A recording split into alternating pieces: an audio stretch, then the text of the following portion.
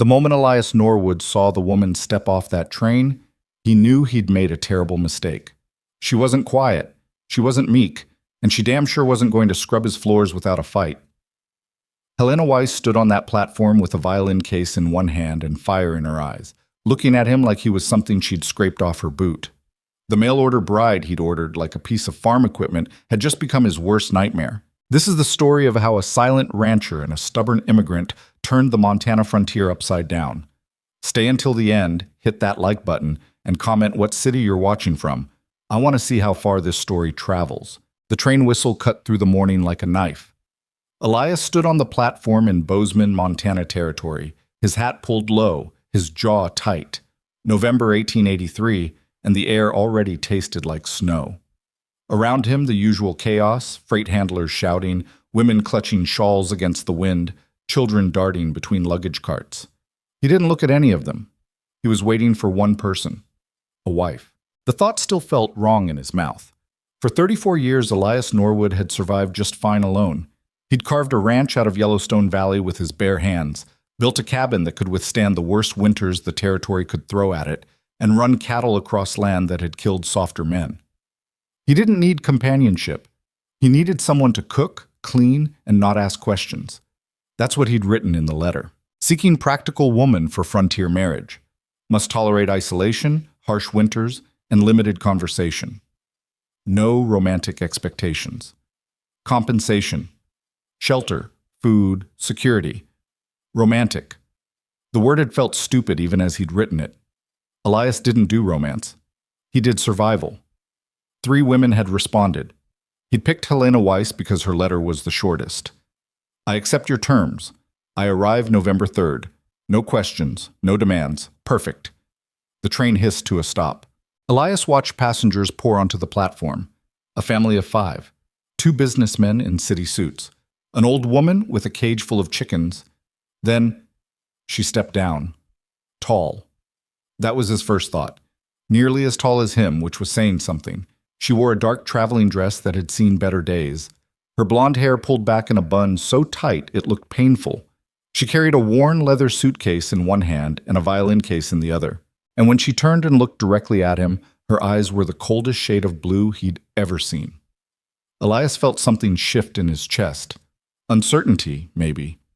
Or warning. He walked toward her. Miss Weiss? She looked him up and down slowly, taking in his dusty coat, his worn boots, the way his hands hung awkward at his sides. Her mouth curved into something that wasn't quite a smile. You're shorter than your photograph suggested. Elias blinked. What? Your photograph. She set down the violin case and pulled a crumpled paper from her coat pocket, the tintype he'd sent with his letter. She held it up, comparing the image to his face. Either you exaggerated, or the photographer was very generous. Heat crept up his neck. I'm 5'11". She tucked the photograph away. I suppose that will have to do. For a long moment, Elias just stared at her. In his entire life, no one had ever spoken to him like this. Not the ranch hands he employed, not the merchants in town, certainly not a woman who'd just traveled 2,000 miles to marry him. Your luggage, he finally managed. This is it. She gestured to the suitcase and violin. That's all? I don't believe in carrying unnecessary weight. She picked up the violin case. Shall we go, or do you intend to stand here examining me all afternoon? Elias grabbed her suitcase without answering and started toward the wagon. Behind him, he heard her footsteps, steady, unhesitating. Not the tentative steps of a woman entering unknown territory. The confident stride of someone who'd already decided she belonged here. The wagon ride to the ranch took 4 hours, most of it in silence. Elias didn't mind silence. He preferred it, but this wasn't comfortable silence. This was the silence of 2 animals circling each other, trying to figure out who would strike first. Helena sat beside him on the bench, her back straight, her hands folded in her lap. She didn't comment on the rough road or the way the wagon jolted over every rock. She just watched the landscape roll past, the golden grasslands, the distant mountains, the endless sky that seemed to swallow everything beneath it. It's empty, she said finally. That's Montana. In Germany, you're never more than a few kilometers from another village. She tilted her head. Here, It feels like the world has ended and no one bothered to tell the survivors. Elias glanced at her. You scared? Should I be? Most people are. First time they see how far out we are. Helena smiled then, a real smile, sharp and knowing. Mr. Norwood, I didn't come all this way to be frightened by empty land. I came because I was tired of crowded cities full of people who wanted to tell me how to live. I got rules too. I'm sure you do. She turned to face him fully. But I didn't agree to obey them. I agreed to marry you. There's a difference. Elias felt his jaw tighten. The letter said, The letter said you wanted a practical woman who could tolerate isolation and harsh winters. That's me. It said nothing about blind obedience. Most wives. I am not most wives. The certainty in her voice made something in Elias's chest constrict. He'd made a mistake. He'd known it the moment she stepped off that train, and now, sitting beside her in this wagon rolling toward his isolated ranch, he knew it with absolute clarity. This woman was going to ruin everything. They reached the ranch just as the sun started to set. The Norwood Ranch wasn't much. A sturdy log cabin, a barn that leaned slightly to the east, a corral for the horses, and thousands of acres of grassland stretching toward the mountains. Elias had built most of it himself over the past 8 years. It wasn't beautiful, but it was functional. That was all that mattered. Helena climbed down from the wagon before he could help her. She stood in the yard looking at the cabin, the barn, the empty land beyond. Well, she said, it's not going to collapse immediately. That's something. Elias grabbed her suitcase. It's solid. Withstood the winter of '81. How reassuring. She picked up her violin case and followed him toward the cabin. Inside, the single room was exactly as he'd left it. Rough wooden table, 2 chairs, a stove in the corner, a narrow bed against the far wall, shelves holding supplies, flour, beans, coffee, ammunition. Everything a man needed to survive. Helena set down the violin case and walked slowly around the room, her fingers trailing over the table, the shelves, the cold stove. You live like a monk, she said. I live simple. Simple is one word for it. She turned to face him. Where do I sleep? Elias gestured toward the bed. Helena's eyebrows rose. And you? I'll make a bedroll by the stove. How noble. We ain't married yet. No, she agreed. We're not. The way she said it made Elias uneasy, like she was already reconsidering the entire arrangement, like she might walk back to town in the dark rather than spend one night in this cabin. There's a minister in Bozeman, he said. We can go back tomorrow if you want. Make it official. Helena walked to the window and looked out at the darkening valley. What's the hurry? Thought that's why you came. I came because I had nowhere else to go. She didn't turn around. My parents died last spring, cholera. I worked in a textile factory in New York for 6 months, but the foreman, she paused. Let's just say he believed women owed him more than labor. Elias felt anger flicker in his chest. He hurt you? He tried. Helena's voice was flat. I broke his nose with a spindle. Then I lost my job. Good. She turned, surprise crossing her face. Good? That you broke his nose. For the first time since they'd met, Helena looked at him with something other than skepticism. Not warmth exactly, but maybe the beginning of respect. I need to know something, she said. Are you a violent man? No. Are you a drunk? No. Do you believe you own me now that I'm here? Elias met her eyes. No. Then we might actually survive this. Helena crossed to the stove and opened it, examining the cold ashes inside. Do you have firewood? Outside. Good. I'll make dinner. You can tell me about the ranch. Elias stood frozen for a moment, completely off balance. He'd expected arguments or tears or demands to go back to town. He hadn't expected this. A woman who'd just traveled across the country, who'd walked into his rough cabin and immediately started giving orders. You can cook? He asked. Helena shot him a look that could have stripped paint. Mr. Norwood, I survived 2 years in a New York tenement and 6 months in a factory. Yes, I can cook, though I suspect your standards are somewhat lower than mine. Despite himself, Elias felt the corner of his mouth twitch. Not quite a smile, but close. That night they ate beans and cornbread at the rough wooden table. Helena had somehow made the simple meal taste better than anything Elias had cooked in years. She'd also found his coffee and made it strong enough to wake the dead. "You have mice," she said, breaking the silence. "I know. And the roof leaks over the bed. Only when it rains hard." "Wonderful." She took a sip of coffee. "Tell me about the ranch." So Elias talked, haltingly at first, then more easily. He told her about the cattle, the summer grazing in the high meadows, the brutal work of winter feeding. He explained the water rights, the neighboring ranchers, the constant threat of wolves and disease and weather that could kill an entire herd overnight. Helena listened without interrupting, her sharp eyes watching him across the table. "How many cattle?" she asked when he finished. 300 head, give or take. "And how many hands?" 2. Mexican brothers, Miguel and Carlos. They stay in the bunkhouse down by the creek during summer. Winter, they head south. "So in winter you're alone?" "Yeah." Helena leaned back in her chair. "That's why you wanted a wife, not for company, for survival." Elias felt exposed, like she'd just read something private. "I told you it was practical." "You did." She stood and started collecting the plates. "But practical doesn't mean easy, Mr. Norwood, and I'm not an easy woman." "I'm figuring that out." The next morning, Elias woke to the sound of hammering. He sat up from his bedroll by the stove, disoriented. Gray dawn light filtered through the window. The cabin was cold, and someone was hammering. He pulled on his boots and stepped outside. Helena stood in the yard wearing a coat she must have dug out of her suitcase, attacking a section of broken fence with a hammer and nails she'd found in the barn. Her breath misted in the cold air. Her hair had come loose from its bun, falling around her face. "What are you doing?" Elias called. She didn't stop hammering. "Fixing this fence before your horses decide to take a morning walk to Canada." "That's ranch work." "Yes, I noticed." She drove another nail home with 3 efficient strikes. "I also noticed you live alone and don't have time to fix everything that breaks." Elias walked over to her. "I'll handle it." "I'm already handling it." "Women don't—" Helena spun to face him, the hammer still in her hand. "Don't!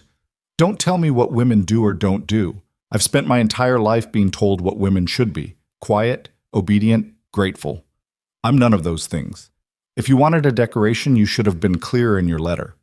They stared at each other across the broken fence. Elias had a choice.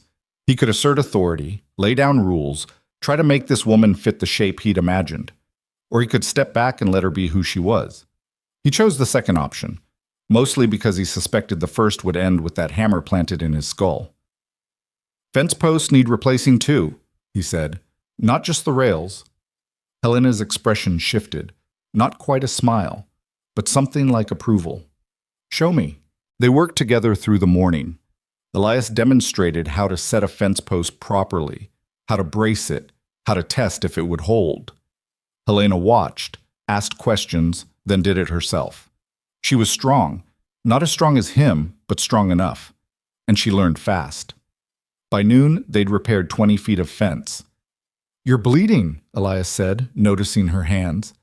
Helena glanced at her palms where blisters had formed and burst. "It's nothing." "It's not nothing." She wiped her hands on her skirt. "In the factory, I worked 12 hours a day operating machinery that could take your fingers off if you blinked wrong. Blisters are nothing." Elias studied her face, the determined set of her jaw, the way she held herself despite the obvious pain. He'd known hardship his entire life, had worn it like a coat so long he'd forgotten what softness felt like. But Helena's hardness was different, newer, still raw. "Come on," he said. "I'll show you the rest of the ranch." They rode out that afternoon on his 2 horses, a gelding named Buck for him, and a mare named Rosie for Helena. Except Helena hadn't ridden much, which became obvious when Rosie decided to test her new rider by breaking into a trot. Helena held on, her knuckles white on the saddle horn, her whole body rigid. "Relax," Elias called. "Move with her." "I'm trying not to die." "You ain't gonna die. You don't know that?" But she stayed on.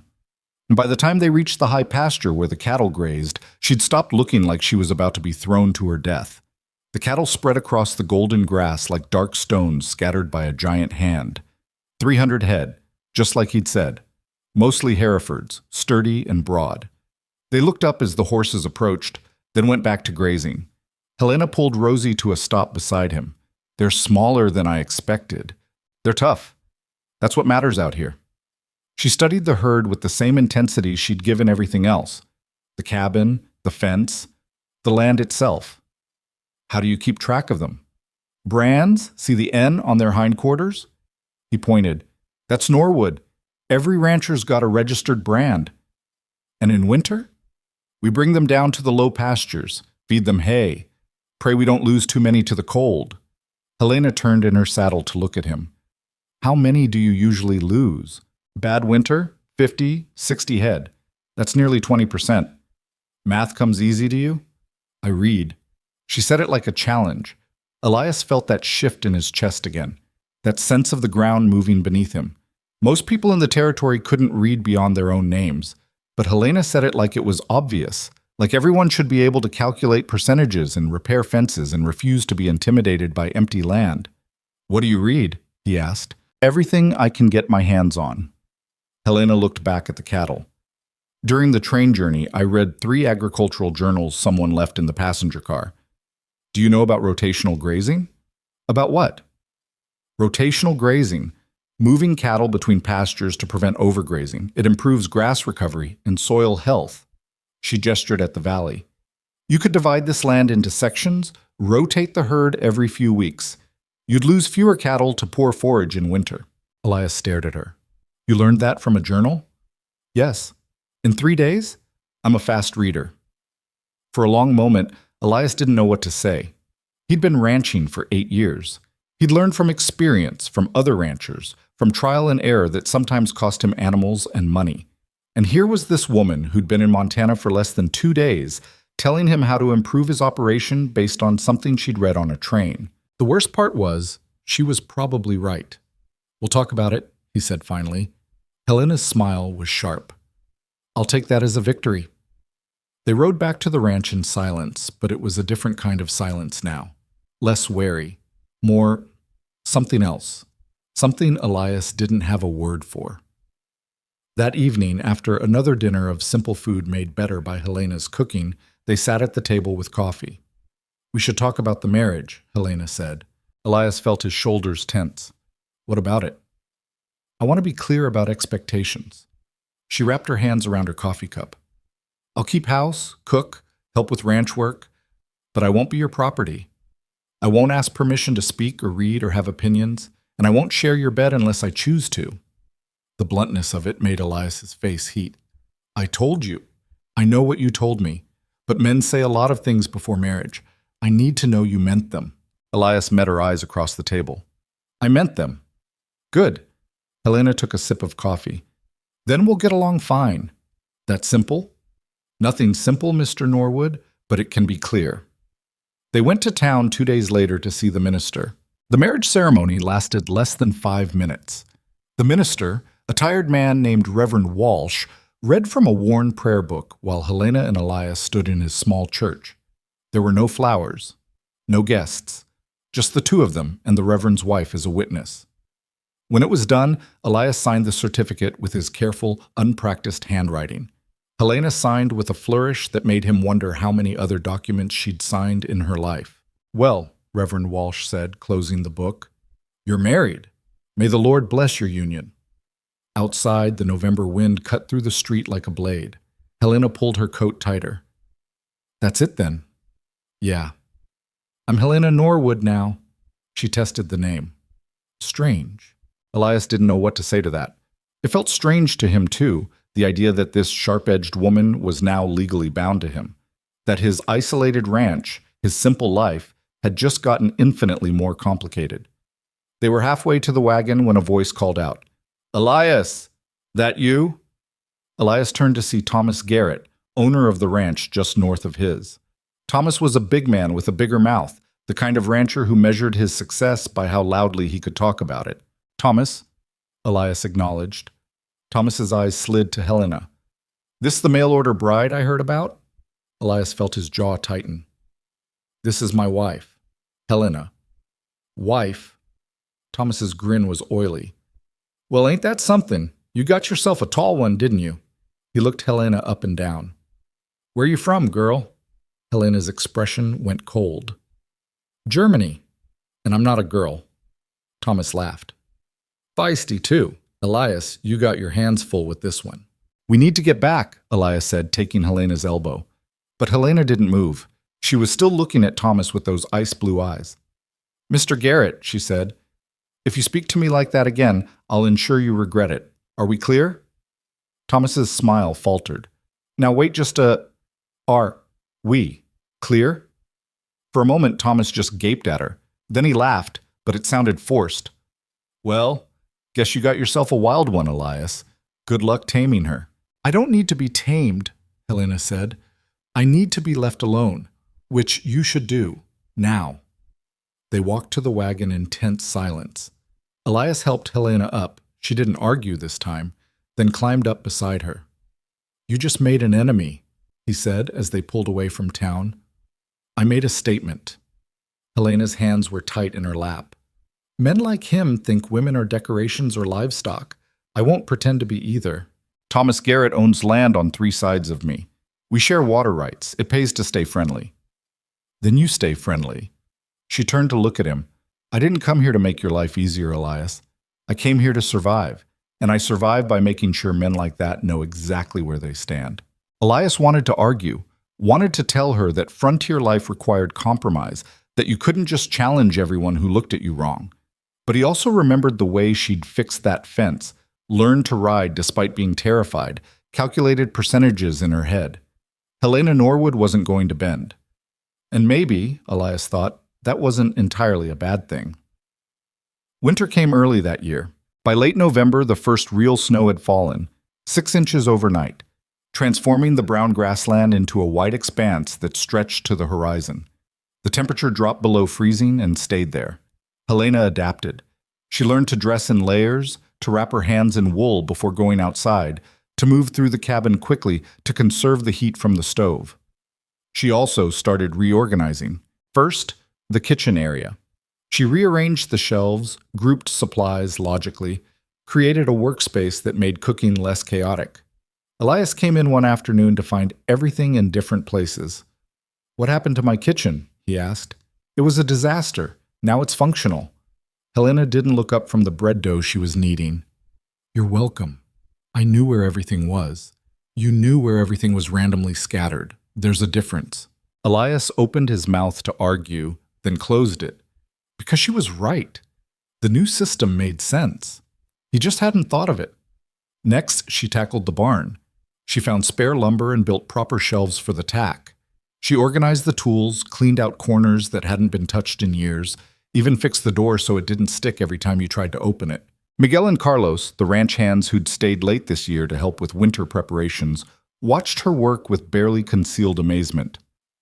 Your wife, Miguel said to Elias one morning as they repaired a cattle shelter, she's different. That's one word for it. She told Carlos his saddle was poorly maintained. Then she showed him how to oil the leather properly. Elias glanced toward the barn, where Helena was currently sweeping. She say it mean? No, that's the strange part. She was just factual. That was Helena. Factual. Blunt. Completely unable to pretend something was fine when it wasn't. It drove Elias half crazy, but it also made him talk more. At night, after dinner, Helena would ask questions about the ranch, about Montana, about his life before she arrived. And Elias, who'd spent years speaking only when necessary, found himself answering. Why'd you come here? She asked one evening. Norway got too crowded. Helena smiled. Norway? Too crowded. I'd love to see that. Family farm was going to my older brother. Wasn't enough land for both of us, so I left. How old were you? 18. And you came all the way to Montana alone? Worked my way west, logging camps, mines, railroad crews, saved money, bought this land 8 years ago. Helena was quiet for a moment. Do you miss it? Norway? Elias thought about that. The green valleys, the cold ocean, the small house where he'd grown up. Sometimes, he admitted, but I wouldn't go back. Why not? Because here, I don't answer to anyone. Helena looked at him across the table. Except now you have a wife. Yeah. Elias met her eyes. Except now. Something passed between them in that moment.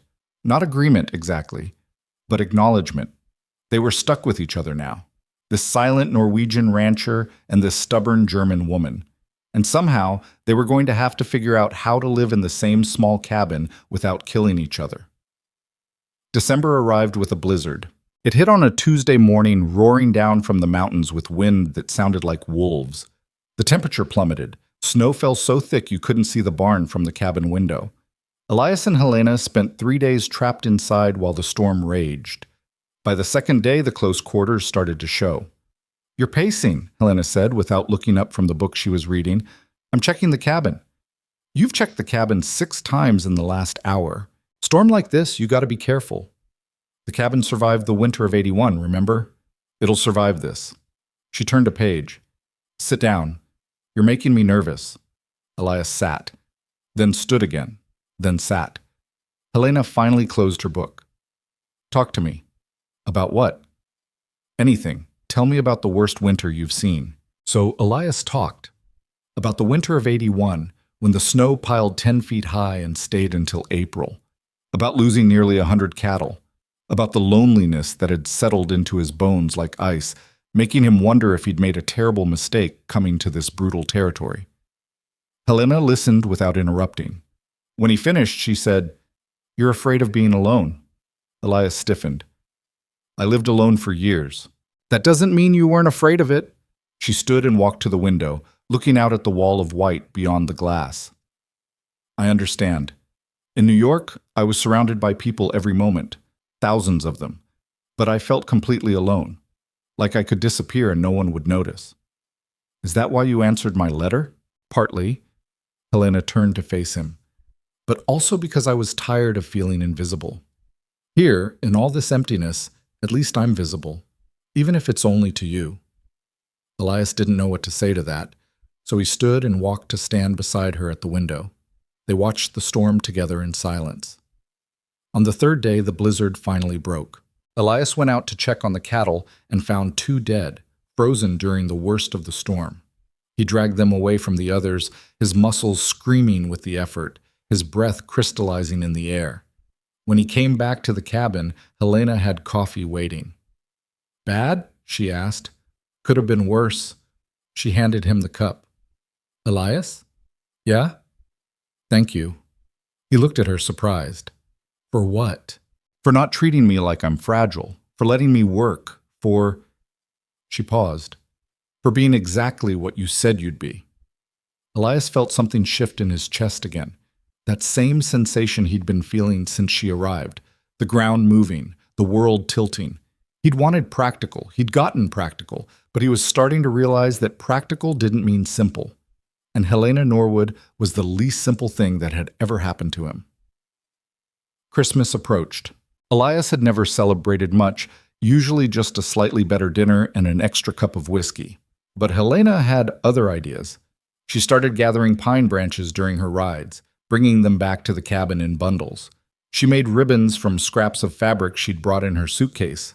She even somehow produced ingredients he didn't know they had. Dried cranberries, honey, spices. "What are you doing?" he asked, watching her transform the cabin. "Making it Christmas." "Why?" Helena paused, a pine branch in her hands. "Because we're alive. Because we survived the blizzard. Because sometimes, Elias, you have to celebrate the small victories or the big defeats will crush you." On Christmas morning, Elias woke to find the cabin transformed. Pine branches lined the window frames. Candles burned on the table. Real candles, not the cheap tallow ones he usually used. The smell of baking bread filled the air.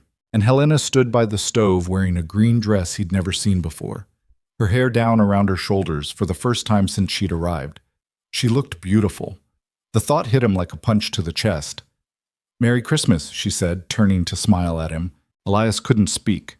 Because in that moment, looking at this woman in his cabin, this stubborn, sharp-edged woman who'd reorganized his kitchen and fixed his fences and refused to be anything other than exactly who she was, he felt something crack open inside him. Something dangerous, something that felt almost like hope. "Merry Christmas," he finally managed. They ate breakfast together, real eggs somehow, and fresh bread with honey.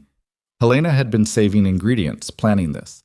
The cabin was warm, the coffee was strong. Outside, snow fell gently, and for the first time in years, Elias Norwood didn't feel alone. After breakfast, Helena handed him a small package wrapped in brown paper. "What's this?" "A gift.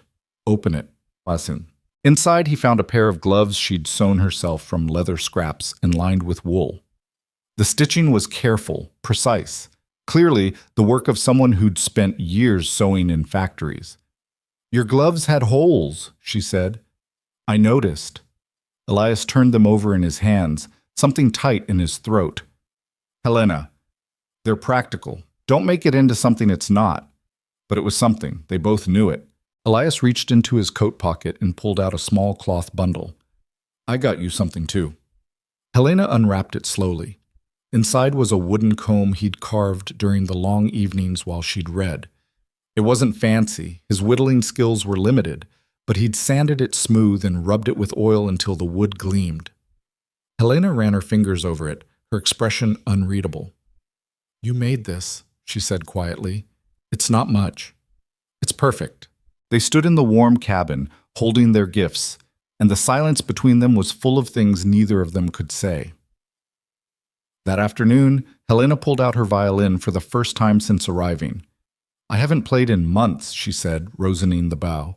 "I'll probably be terrible." "Play anyway." She did. The music filled the cabin, a German folk song, simple and haunting. Helena played with her eyes closed, her body swaying slightly, and Elias sat at the table, coffee forgotten, listening to sounds he'd never expected to hear in his rough Montana cabin. When she finished, she lowered the violin and opened her eyes. "Well?" she asked. "Play another." She smiled, a real smile without the sharpness, and began again. Outside, the snow continued to fall. Inside, the cabin was warm and bright and filled with music. And somewhere between the first note and the last, something fundamental shifted between them. They weren't just two people stuck together by circumstance anymore. They were becoming something else, something neither of them had a name for yet.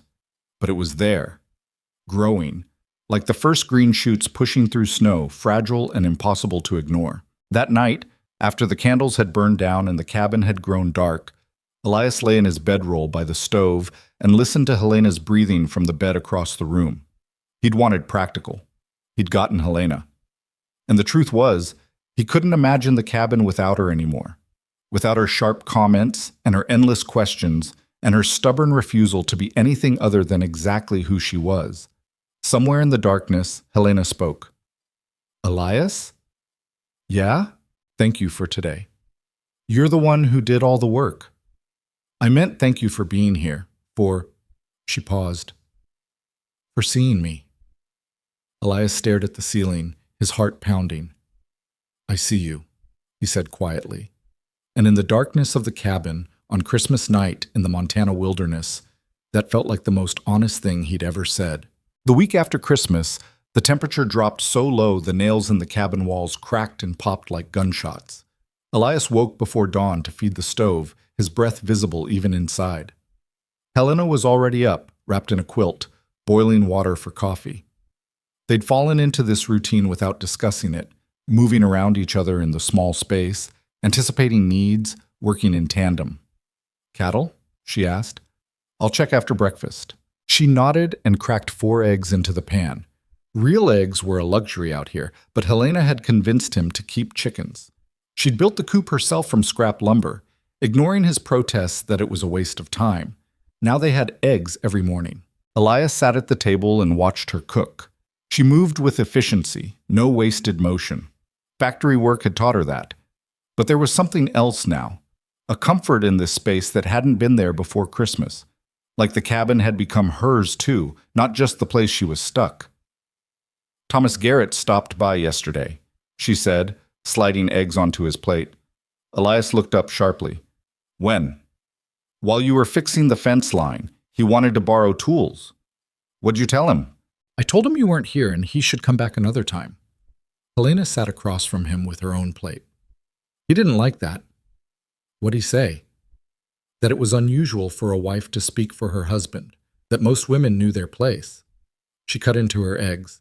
I told him most men knew better than to show up uninvited and make demands. Elias put down his fork. Helena, don't. She met his eyes. Don't tell me I should have been nicer. He came here to test me, to see if you'd broken me in yet like a green horse. I made it clear that wasn't happening. He's going to talk. Let him talk. This territory's small. Reputation matters. Helena's jaw tightened. Then maybe men should stop treating women like property and start treating us like people. Maybe then reputation wouldn't be a problem. They ate in tense silence. Elias knew she was right, but he also knew how frontier communities worked. Word spread fast, and a wife who talked back, who refused to play the role expected of her, could make life difficult for both of them. But looking at Helena across the table, her spine straight, her eyes defiant, he also knew she'd never bend. Not for him, not for Thomas Garrett, not for anyone. And part of him, the part he didn't want to examine too closely, admired the hell out of her for it. 2 weeks into January, Miguel and Carlos returned to help with winter feeding. They found the ranch transformed. The barn was organized. The fences were repaired. The chicken coop stood sturdy against the wind, and Helena was in the corral working with Rosie on figure eights at a trot. "Boss," Miguel said, watching Helena ride, "your wife is—" "I know," Elias said. "She's better than most men I've worked with." "I know that too." Carlos approached the fence, leaning on the rail. Helena brought Rosie to a walk, then a stop. "Mrs. Norwood," Carlos called, "your seat's improved." Helena dismounted, slightly breathless. "I'm tired of being afraid of falling. Figured I should just learn properly." "Who taught you?" "Myself. And a book I found in town about cavalry training." Miguel and Carlos exchanged glances.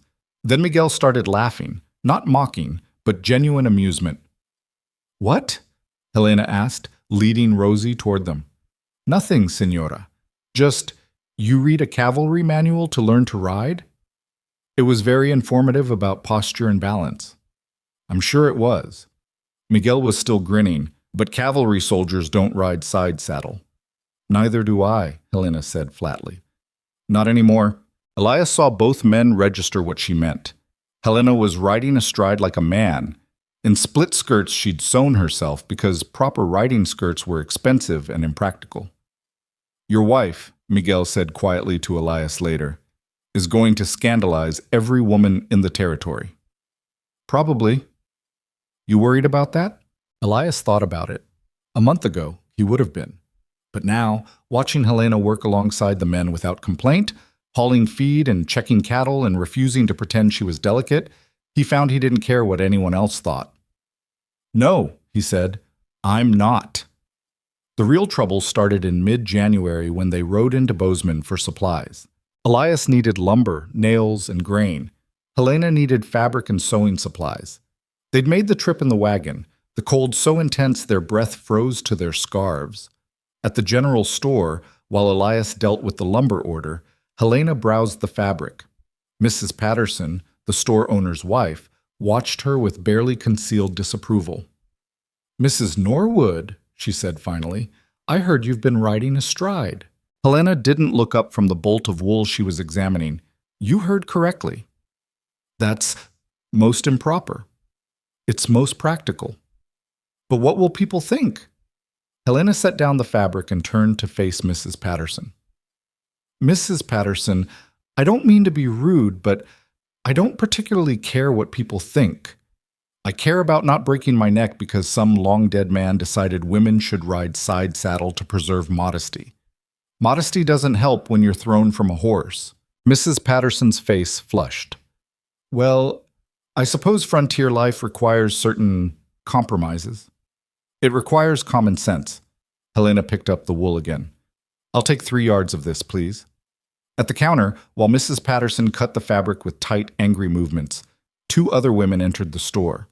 Both stopped when they saw Helena. "Is that the Norwood bride?" one whispered, not quietly enough. "Must be. Look at her hands. Rough as a man's." "I heard she does ranch work. Can you imagine?" Helena's expression didn't change, but Elias saw her fingers tighten on her reticule. He stepped closer, a silent presence at her back. Mrs. Patterson wrapped the fabric without speaking. "Helena paid?" took her package, and walked out with her head high. In the wagon, heading home, she was quiet. "You okay?" Elias asked. "Fine." "Helena." She turned to look at him, and he saw something raw in her eyes. Not hurt, exactly, but something close to it. "I knew it would be like this," she said. "I knew they'd whisper and judge, but knowing it and experiencing it are different things. They're just talking. I don't care about the talking. I care that they think I'm strange for wanting to be useful, for refusing to sit in a cabin all day doing nothing while you work yourself to death." She looked out at the frozen landscape. "In New York, I was strange because I could read. Here, I'm strange because I can work. I'm starting to think I'll be strange everywhere." Elias was quiet for a long moment. Then he said, "Good." Helena looked at him sharply. "Good? If you weren't strange, you'd be like everyone else. Scared to try anything different. Scared to be anything more than what people expect." He met her eyes. "I don't want you to be like everyone else." Something shifted in her expression. Not quite a smile, but softer than her usual sharpness. "That might be the nicest thing you've ever said to me. Don't get used to it. I wouldn't dream of it." But for the rest of the ride home, she sat a little closer to him on the wagon bench. And when the cold wind picked up, Elias draped a blanket over both their laps without asking. Small things. But they mattered. February brought a brief warming trend that turned the snow to slush and made everything muddy. It also brought visitors. Elias was repairing a water trough when he saw the riders approaching, 3 men on horseback. He recognized them immediately. Thomas Garrett and 2 of his ranch hands. Helena was in the barn. Elias whistled sharply, their signal. She appeared in the doorway, saw the riders, and came to stand beside him. "Stay calm," Elias murmured. "I'm always calm." Thomas reined in his horse just outside the corral. His 2 men flanked him, both armed. That wasn't unusual. Everyone went armed in the territory, but it felt deliberate. "Elias," Thomas said, "got a minute? What do you need?"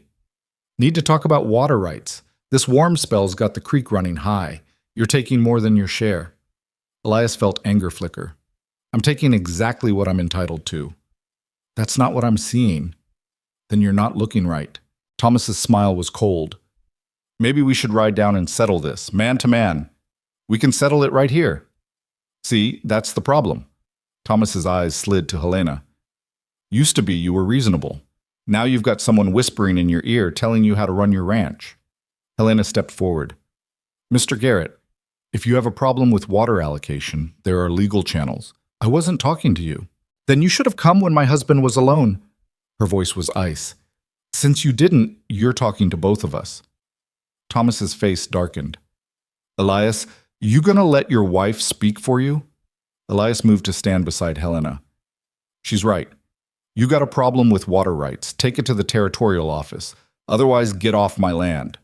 For a long moment, nobody moved. The 2 ranch hands looked uncomfortable. Thomas looked furious. "This isn't over," Thomas said finally. "Yeah, it is." Thomas yanked his horse around and spurred it hard. His men followed. They disappeared down the road at a gallop, leaving deep tracks in the mud. Helena let out a breath. "He's going to make trouble." "Probably." "I'm sorry." Elias turned to look at her. "For what?" "For making it worse. If I'd stayed quiet, then he would have pushed harder." Elias shook his head. "Thomas Garrett's been looking for a fight since I got here. This was coming whether you spoke up or not. Still, Helena." He waited until she met his eyes. "I'm glad you spoke up. I'm tired of men like him thinking they can walk all over people." She studied his face. "You mean that?" "Yeah, I do." Something passed between them, an understanding maybe, or recognition. They were on the same side now. Whatever came next, they'd face it together. That night over dinner, Helena asked, "What's the water situation actually like?" Elias explained. The creek that ran through both properties had been divided by territorial agreement when the ranches were established. Each ranch got half the flow, but water rights were complicated, especially during dry years or when one rancher wanted to expand. "So legally, you're entitled to what you're taking?" Helena asked. "Yeah." "Then why is he pushing?" "Because he wants more land, and if he can drive me out, he can buy my ranch cheap." Helena set down her fork. How much does he need to expand? Doesn't need it. Wants it. Thomas Garrett always wants more. And if you don't sell? Elias was quiet for a moment. Then he'll keep pushing until something breaks. Helena's jaw set in that way he'd learned to recognize. She was thinking, planning, calculating angles he probably hadn't considered. Then we don't break, she said. Over the next few weeks, Helena threw herself into learning everything about the ranch. She rode the property lines with Miguel, memorizing landmarks and boundary markers. She studied the water rights documents Elias kept in a wooden box. She even started a ledger, tracking cattle numbers, feed costs, and income in neat columns. You don't have to do this, Elias said one evening, watching her work by candlelight. I know. She didn't look up from the ledger. But if someone's going to try to take this ranch, I want to know exactly what we're fighting for. We? She finally looked up. Yes, we. This is my home too now. Or did you think I'd just stand aside if trouble came? Elias sat across from her. Most women would. I'm not most women, Elias. I thought we'd established that. Yeah, he said quietly. We did. Helena went back to her numbers, but Elias saw the small smile at the corner of her mouth. March arrived with more snow and bitter cold. Cabin fever set in hard. The walls felt closer. The silence heavier. Elias caught himself pacing again, restless and irritable. Helena handled it differently. She threw herself into projects, mending every piece of clothing they owned, reorganizing the pantry for the third time, even starting to teach herself rudimentary carpentry from a book she'd bought in town. What are you building? Elias asked, watching her measure boards in the barn. Shelves? For books. What books? The ones I'm going to buy. Eventually. She marked a measurement. I'm tired of having nothing to read. You've got that cavalry manual. I've read it 6 times, Elias. I could teach cavalry maneuvers in my sleep at this point. Despite himself, he smiled. What kind of books you want? She paused, the pencil still in her hand. Everything. Novels, histories, agricultural journals, scientific papers, anything that's not about surviving from one day to the next. That's all we do out here. Survive. No. Helena set down the pencil and turned to face him. That's all you've been doing. But surviving isn't the same as living. What's the difference? Living means looking forward to something, planning for more than just getting through winter, building something that matters. She gestured around the barn. You've got land, cattle, a home, but what are you building toward? Elias didn't have an answer. For 8 years, he'd measured success by simple metrics. How many cattle survived, whether the roof held through another winter, if he had enough supplies to last until spring. He'd never thought beyond that. I don't know, he admitted. Helena walked over to him. Then maybe it's time to figure it out. That night, they sat at the table with coffee and paper. Helena had her ledger. Elias had a rough map he'd drawn of the ranch. If we're going to make this work long term, Helena said, we need a plan. What kind of plan? Expansion, improvement, making this ranch profitable enough that people like Thomas Garrett can't push us around. She opened the ledger. Right now, you're breaking even most years. Good years, you make a small profit. Bad years, you lose money. That's ranching. That's gambling. There's a difference. She pointed to her numbers. But if we diversify, chickens for eggs, maybe pigs, a larger garden, we could create additional income streams. And if we implement that rotational grazing I mentioned, we could support more cattle on the same land. Elias studied her calculations. This would take years. So, we have years. And money we don't have. We have some. And we can save more if we're careful. Helena met his eyes. Elias, I didn't come here to barely survive. I came here to build something. Are you with me or not? He looked at her across the table. This woman who'd stepped off a train 3 months ago and turned his entire life upside down, who refused to be quiet or obedient or anything other than exactly who she was, who looked at his rough ranch and saw potential instead of just hardship. I'm with you, he said. Helena's smile was bright and fierce. Good, then let's get to work. They started small. Helena expanded the chicken coop and bought 6 more hens. She planted early vegetables in a cold frame she built using scrap glass. She even convinced Elias to buy 2 pigs, which she claimed would pay for themselves within a year. Miguel and Carlos watched these changes with interest. "Your wife," Miguel said one afternoon, "she thinks like a businessman. She thinks like someone who survived New York," Elias replied. "That explains it." The pigs arrived in early April, two young sows that Helena immediately named Greta and Liesel, after characters in a German folktale. She built them a pen, researched their diet, and kept meticulous notes on their growth. "You name the pigs," Elias said, watching her feed them. "They're living creatures. They deserve names. We're going to eat them eventually." "Not these two. These are breeding stock." Helena scratched Greta behind the ear. "We'll eat their offspring." "You've got this all planned out." "Of course I do. Planning is how you succeed." She looked at him. "You built this ranch without a plan. Imagine what you could do with one." April brought the first real thaw. The snow retreated, revealing brown grass and mud and the frozen carcasses of animals that hadn't survived winter. It also brought more visitors. This time, it was women from town. 3 of them arrived in a wagon one afternoon while Elias was out checking fence lines. Helena was in the garden, turning soil, when she heard the wagon approach. She recognized 2 of them from the general store. The third was younger, maybe 20, with kind eyes. "Mrs. Norwood," the older woman said. Her name was Mrs. Fletcher. "We've come to call." Helena stood, brushing dirt from her hands. "I wasn't expecting visitors." "That's precisely why we came. We thought you might be lonely out here." Helena doubted that was the real reason, but she led them inside anyway. The cabin was clean but sparse, nothing like the decorated parlors these women probably maintained in town. Mrs. Fletcher looked around with barely concealed judgment. "How rustic." "It's functional," Helena said, putting on water for tea. "Don't you find it isolating, being so far from town?" "No, I find it peaceful." The second woman, Mrs. Chen, spoke up. "We've heard you do ranch work. Is that true?" "Yes." "That must be difficult. Surely your husband could hire help." "He has help. Miguel and Carlos. I work because I want to." The 3 women exchanged glances.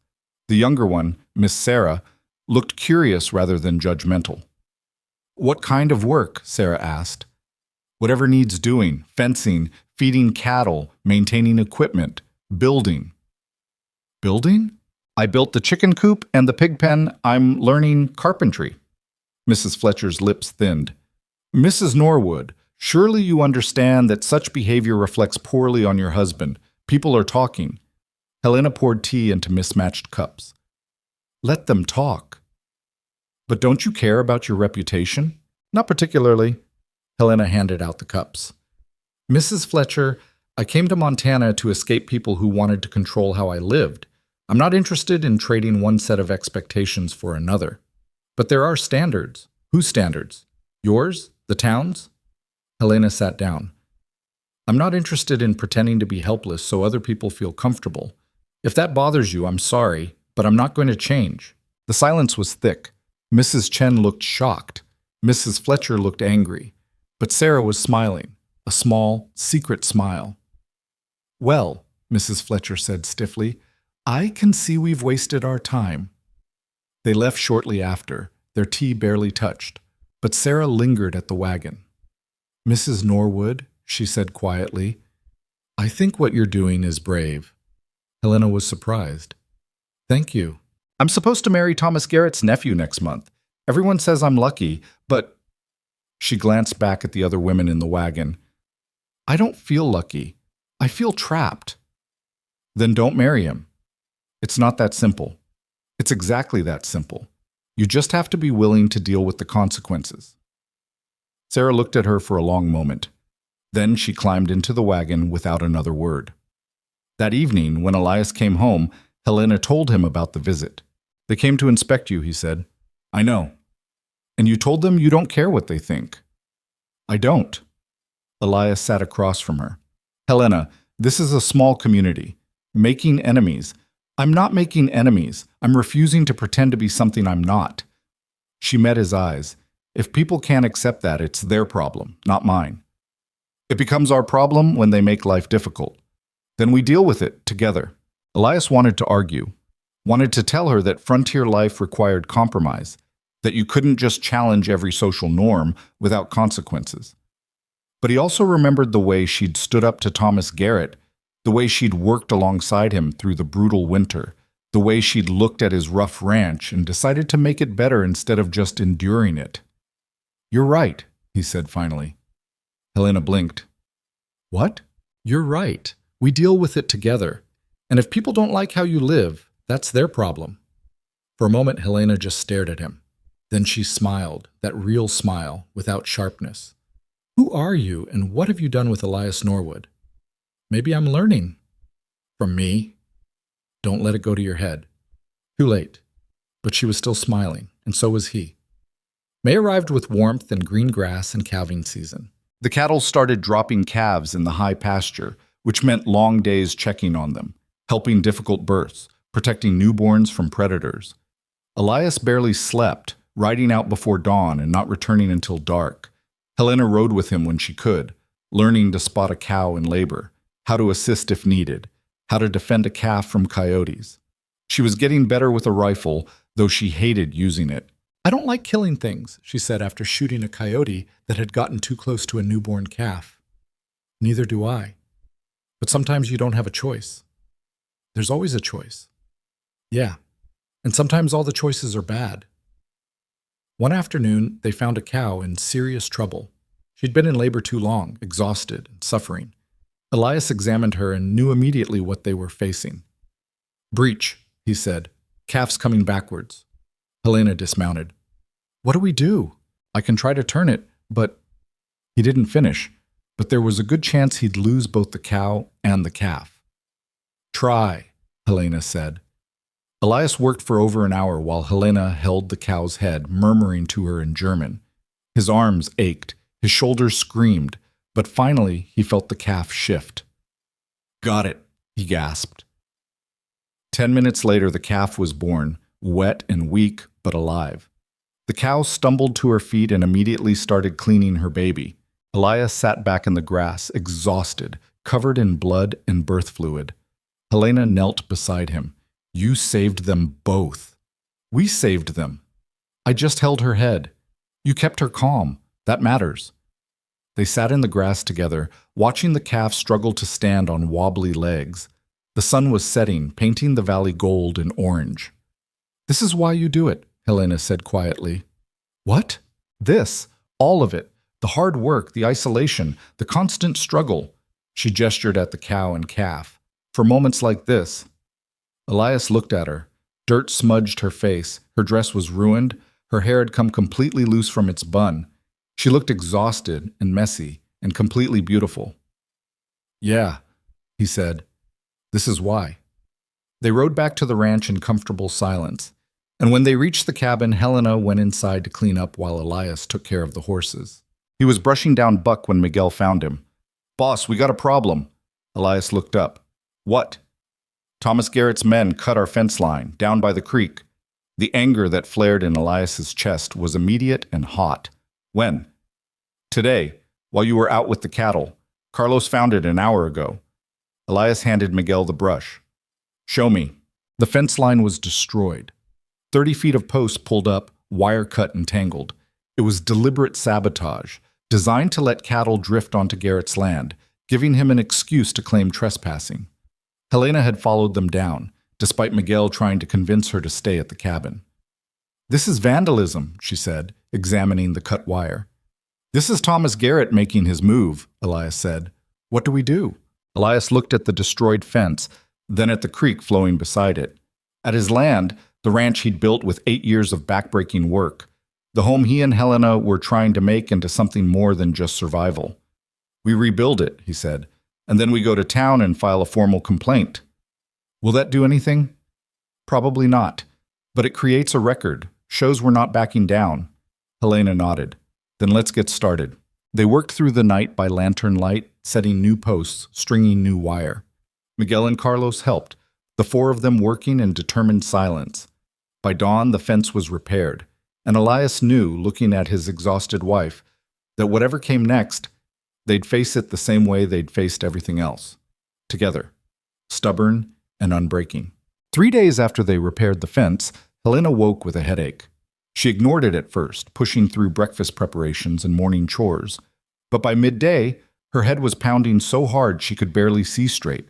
Her skin felt hot and tight.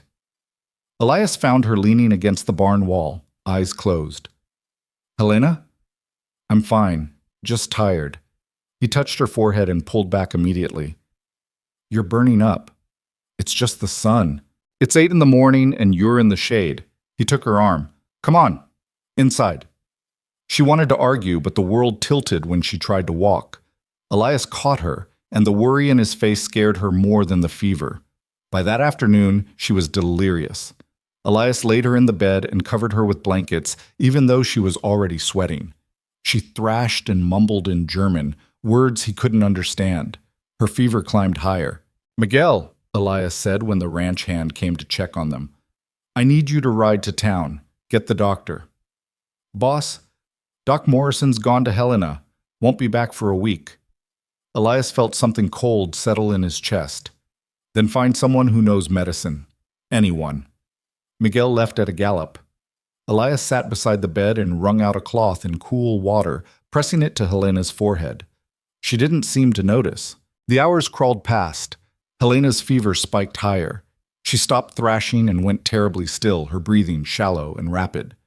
Elias had seen this before, in logging camps, on cattle drives.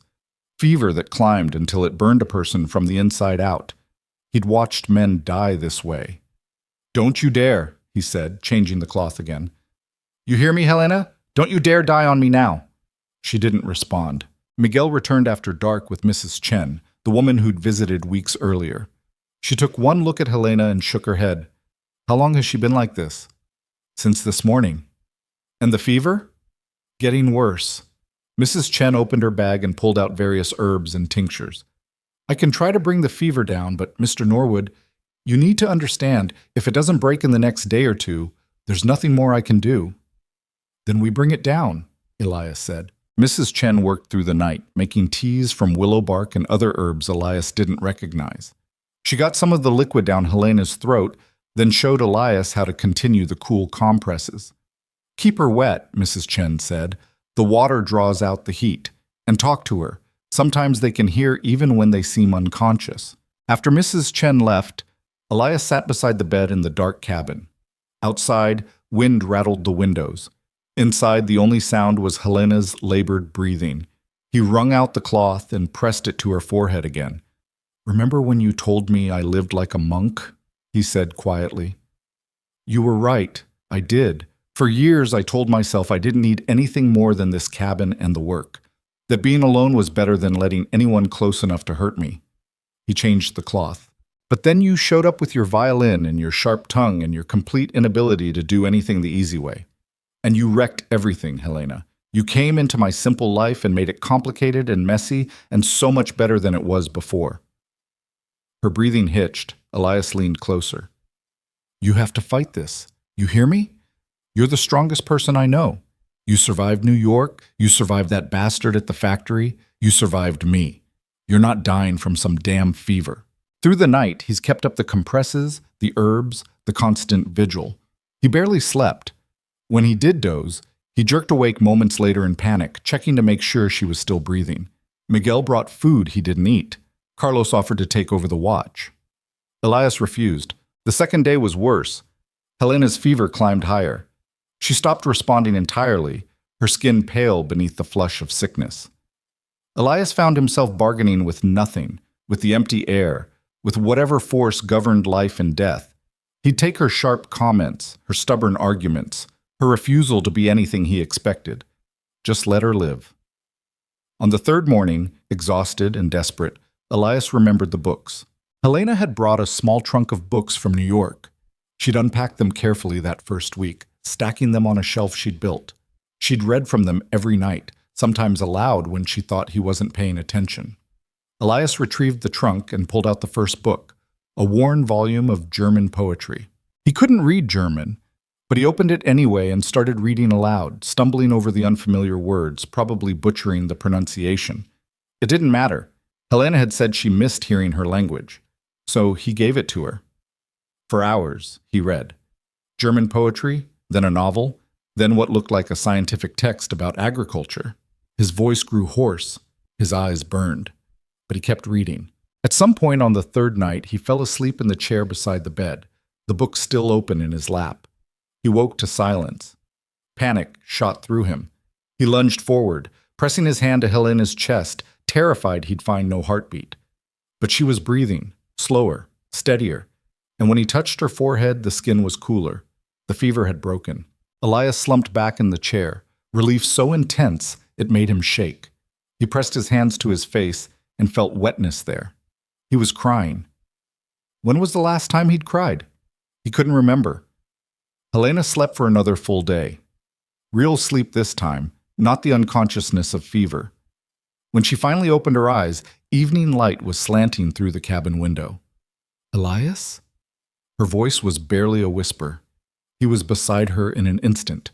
Don't try to talk, you've been sick. How long? 4 days. She tried to sit up. He pushed her gently back down. Water, she said. He held a cup to her lips while she drank, then laid her back against the pillows. I heard you, she said after a moment. Heard what? Reading. In German. Her eyes focused on his face. You stayed with me. Of course I did. The whole time? Yeah. Something moved across her face, an emotion he couldn't quite read. Thank you. Helena, He stopped, not knowing how to finish, how to explain what he'd felt watching her fight for her life. How the thought of losing her had cracked something open inside him that he'd thought was sealed forever. She reached out and took his hand.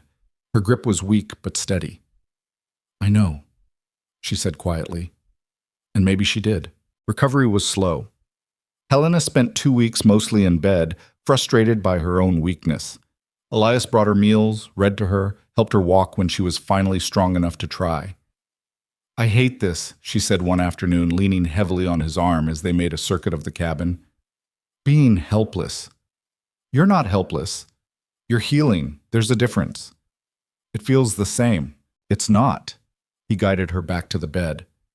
You fought off a fever that should have killed you. That's not helpless. That's stubborn as hell. She smiled weakly. I suppose I am stubborn. I'm counting on it. June arrived with full summer heat and Helena regaining her strength. The first time she made it out to the barn without assistance, Miguel cheered. Señora, you scared us half to death. I scared myself, Helena admitted, but I'm fine now. You're tougher than most men I know, Carlos said. Don't tell them that. Their egos can't handle it. The men laughed, and Helena felt something settle back into place. She was home. She'd survived, and she wasn't going to waste the second chance. But while Helena had been sick, Thomas Garrett had been busy. Elias discovered it when he rode into town for supplies. The Territorial Land Office had received a petition signed by Thomas Garrett and 8 other ranchers, claiming that Elias Norwood had been diverting more than his allocated water share and allowing his cattle to graze on neighboring land. All lies, but lies with official documentation. This is dated 3 weeks ago, Elias said, staring at the papers. While I was dealing with Helena's fever, the clerk, a nervous man named Peterson, wouldn't meet his eyes. I'm required to investigate all claims, Mr. Norwood. If you can provide evidence that these allegations are false, how am I supposed to provide evidence against lies?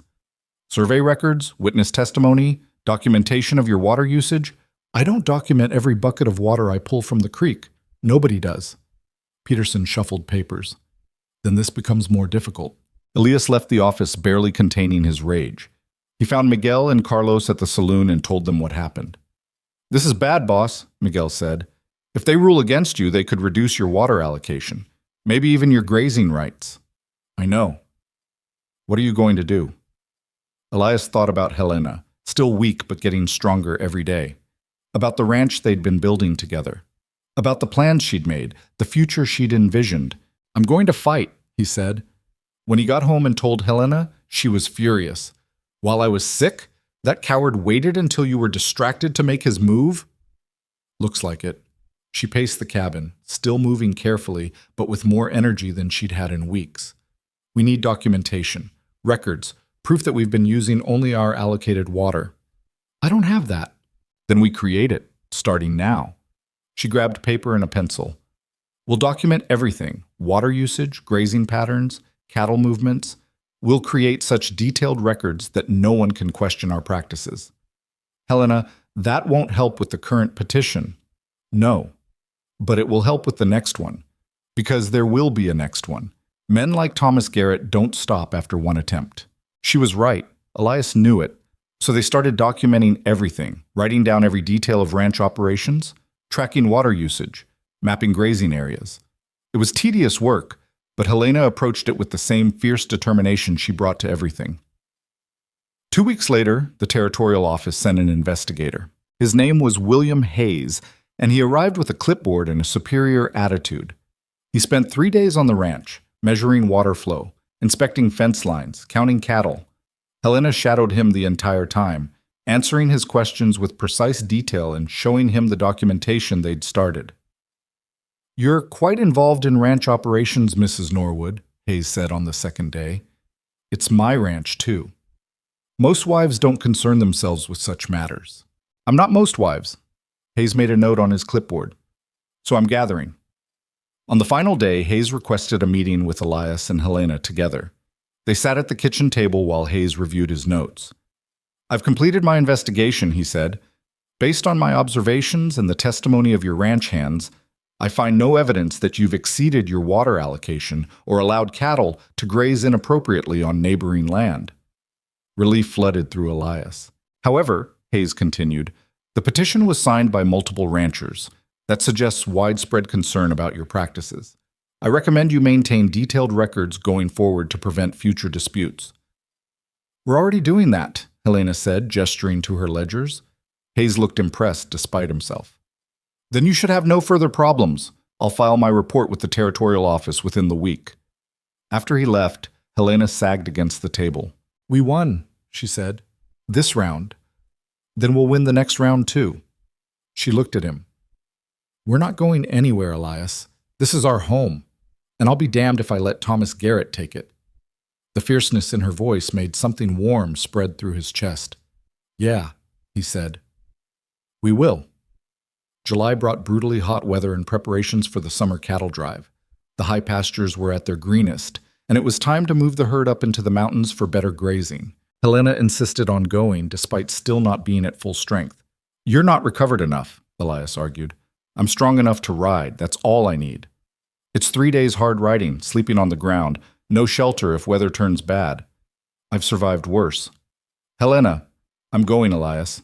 You can argue or you can accept it. Either way, I'm saddling Rosie at dawn." So they went.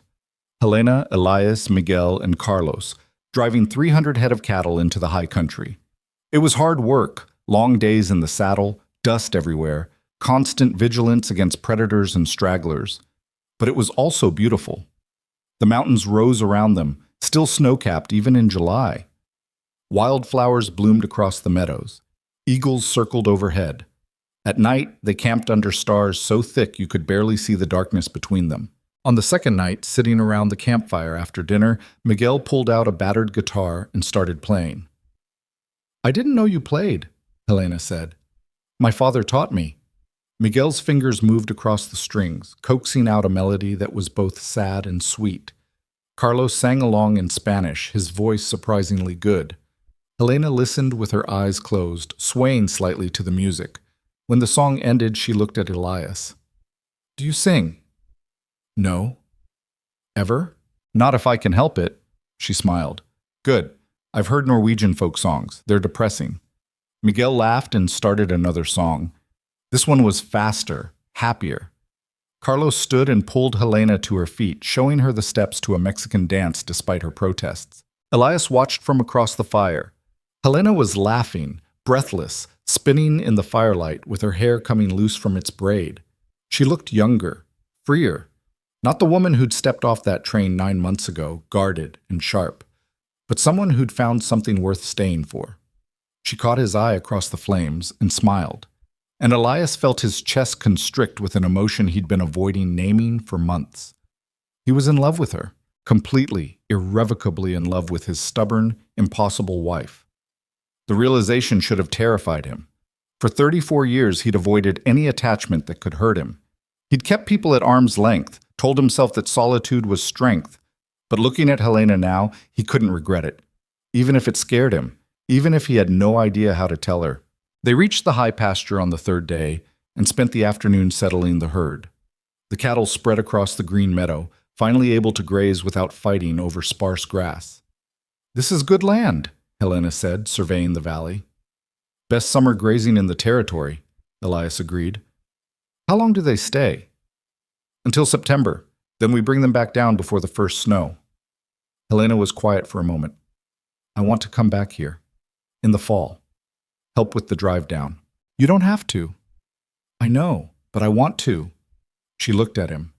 "I want to be part of all of it, not just the parts you think are safe for me." "Helena, it's not about safe. Then what's it about?" Elias struggled to find the words. "I don't want you to feel like you have to prove anything.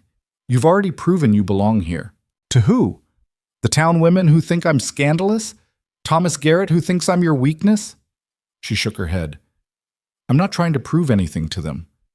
I'm trying to build a life that matters. And that means being involved in everything. Even the hard parts? Especially the hard parts." They rode back to the ranch the next day, just the two of them. Miguel and Carlos stayed with the herd to watch for predators and keep the cattle from wandering. The ride took most of the day. They stopped once to rest the horses and eat jerky and hardtack. "I've been thinking," Helena said, sitting on a rock overlooking a valley. "About what?" "The ranch. What we're building." She turned to look at him. "I want to start a school." Elias blinked. "A what?" "A school. For the children in the valley. There isn't one for 50 miles. Most of these kids can't read or write." "Helena, we barely have time to run the ranch." "Not now. Eventually. Maybe in a year or two." Her eyes were bright with the idea. "We could use the barn. I could teach basic reading, writing, arithmetic. Just a few hours a week during winter when there's less ranch work." "You really think people would send their kids here?" "Why wouldn't they?" "Because you're the woman who rides astride and does ranch work and refuses to act proper." Helena's smile was sharp. "Then maybe their kids will learn more than just reading and writing." Despite himself, Elias smiled too. "You're serious about this?" "Completely." She stood and brushed off her skirt. "Those children deserve a chance to be more than just ranchers if they don't want to be. Education gives them choices." "Is that what you wish you'd had? Choices?" "I had choices," Helena said. "They were just all bad until I answered your letter." She met his eyes. "I want these kids to have better choices than I did." They made it home by sunset. The cabin felt empty without Helena's presence the past few days. He'd gotten used to her being there, to the small sounds she made moving around, to her books stacked beside the bed. Over dinner, Helena brought up the school idea again, this time with more details. She'd been planning it while they rode, working out logistics in her head. "We'd need books," she said. "Basic primers, slates for writing, chalk. I could order them from Chicago." "That costs money." "We'll save for it. Or I could charge a small fee. Nobody here has money for school fees." Helena paused. "Then we'll find another way. Maybe we could barter. Parents could pay in eggs or help with harvest or—" "Helena." Elias reached across the table and took her hand. "If you want to start a school, we'll start a school. We'll figure out the money." She looked at their joined hands, then at his face. "You mean that?" "Yeah. Even though people will think it's strange." "People already think we're strange." Helena laughed, a real full laugh that made her eyes crinkle. "That's true." That night, lying in his bedroll while Helena slept in the bed, Elias stared at the ceiling and thought about the future. About the school Helena wanted to build. About the ranch they were expanding together. About all the ways his simple life had become complicated and messy and full. He thought about telling her he loved her, but the words stuck in his throat, heavy and unfamiliar. He'd never said them to anyone, wasn't sure he knew how. Maybe she already knew, anyway. Maybe the way he'd stayed beside her during the fever, the way he supported her plans even when they seemed impossible, the way he looked at her when she wasn't paying attention. Maybe all of that said it better than words could. Or maybe he was just a coward. August arrived with thunderstorms that rolled across the valley every afternoon, violent and brief. The grass turned from gold to green again. The garden Helena had planted produced more vegetables than two people could eat. She started preserving, canning tomatoes, pickling cucumbers, making jam from wild berries she and Carlos picked in the foothills. The cabin's pantry filled with jars, neat rows of food that would carry them through winter. "You're preparing for a siege," Elias commented one evening. "I'm preparing for winter. There's a difference." Helena wiped sweat from her forehead. "Besides, we might have visitors during the cold months. People traveling through, neighbors caught in storms. Better to have too much food than not enough." "You planning on feeding the whole territory?" "If necessary." She was serious. Elias could see it in her face. Helena's vision for the ranch extended beyond just survival. She saw a community hub, a place people could rely on. It was ambitious and impractical and exactly like her. Mid-August brought news that shook the whole valley. Sarah Patterson, the young woman who'd visited their cabin months ago, had run away 3 days before her wedding to Thomas Garrett's nephew. The whole town was in uproar. Search parties had been organized. Her father was offering a reward for information. And Thomas Garrett was telling everyone who'd listen that this was exactly the kind of chaos that happened when women got ideas above their station. Helena heard the news from Mrs. Chen, who wrote out specifically to tell her. "They're blaming you," Mrs. Chen said. "Garrett's spreading rumors that Sarah got ideas from you, that you encouraged her to abandon her duties." "I spoke to her once," Helena said. "For 5 minutes. I told her she didn't have to marry someone she didn't want to marry." "That's exactly what they're upset about." Mrs. Chen glanced at Elias, who was listening from across the room. "Mr. Garrett's saying this proves what kind of influence your wife has, that she's dangerous to decent society." Elias felt anger flare. "That's horseshit." "I agree. But it's horseshit people are believing." Mrs. Chen turned back to Helena. "Be careful. Garrett's looking for any excuse to cause you trouble." After Mrs. Chen left, Helena stood at the window staring out at the valley. "I hope she made it," she said quietly. "Who, Sarah?" "Yes. I hope she got somewhere safe, somewhere she can build a life on her own terms." Helena's hands were tight on the windowsill. She was so young, so trapped. "You think you helped her by telling her to run?" Helena turned to face him. "I helped her by telling her she had a choice. What she did with that information was up to her. And if she's in danger now, out there alone, then she's in danger because the world is cruel to women with no power, not because I told her the truth." Elias crossed the room and stood beside her. "People are going to use this against you. Let them."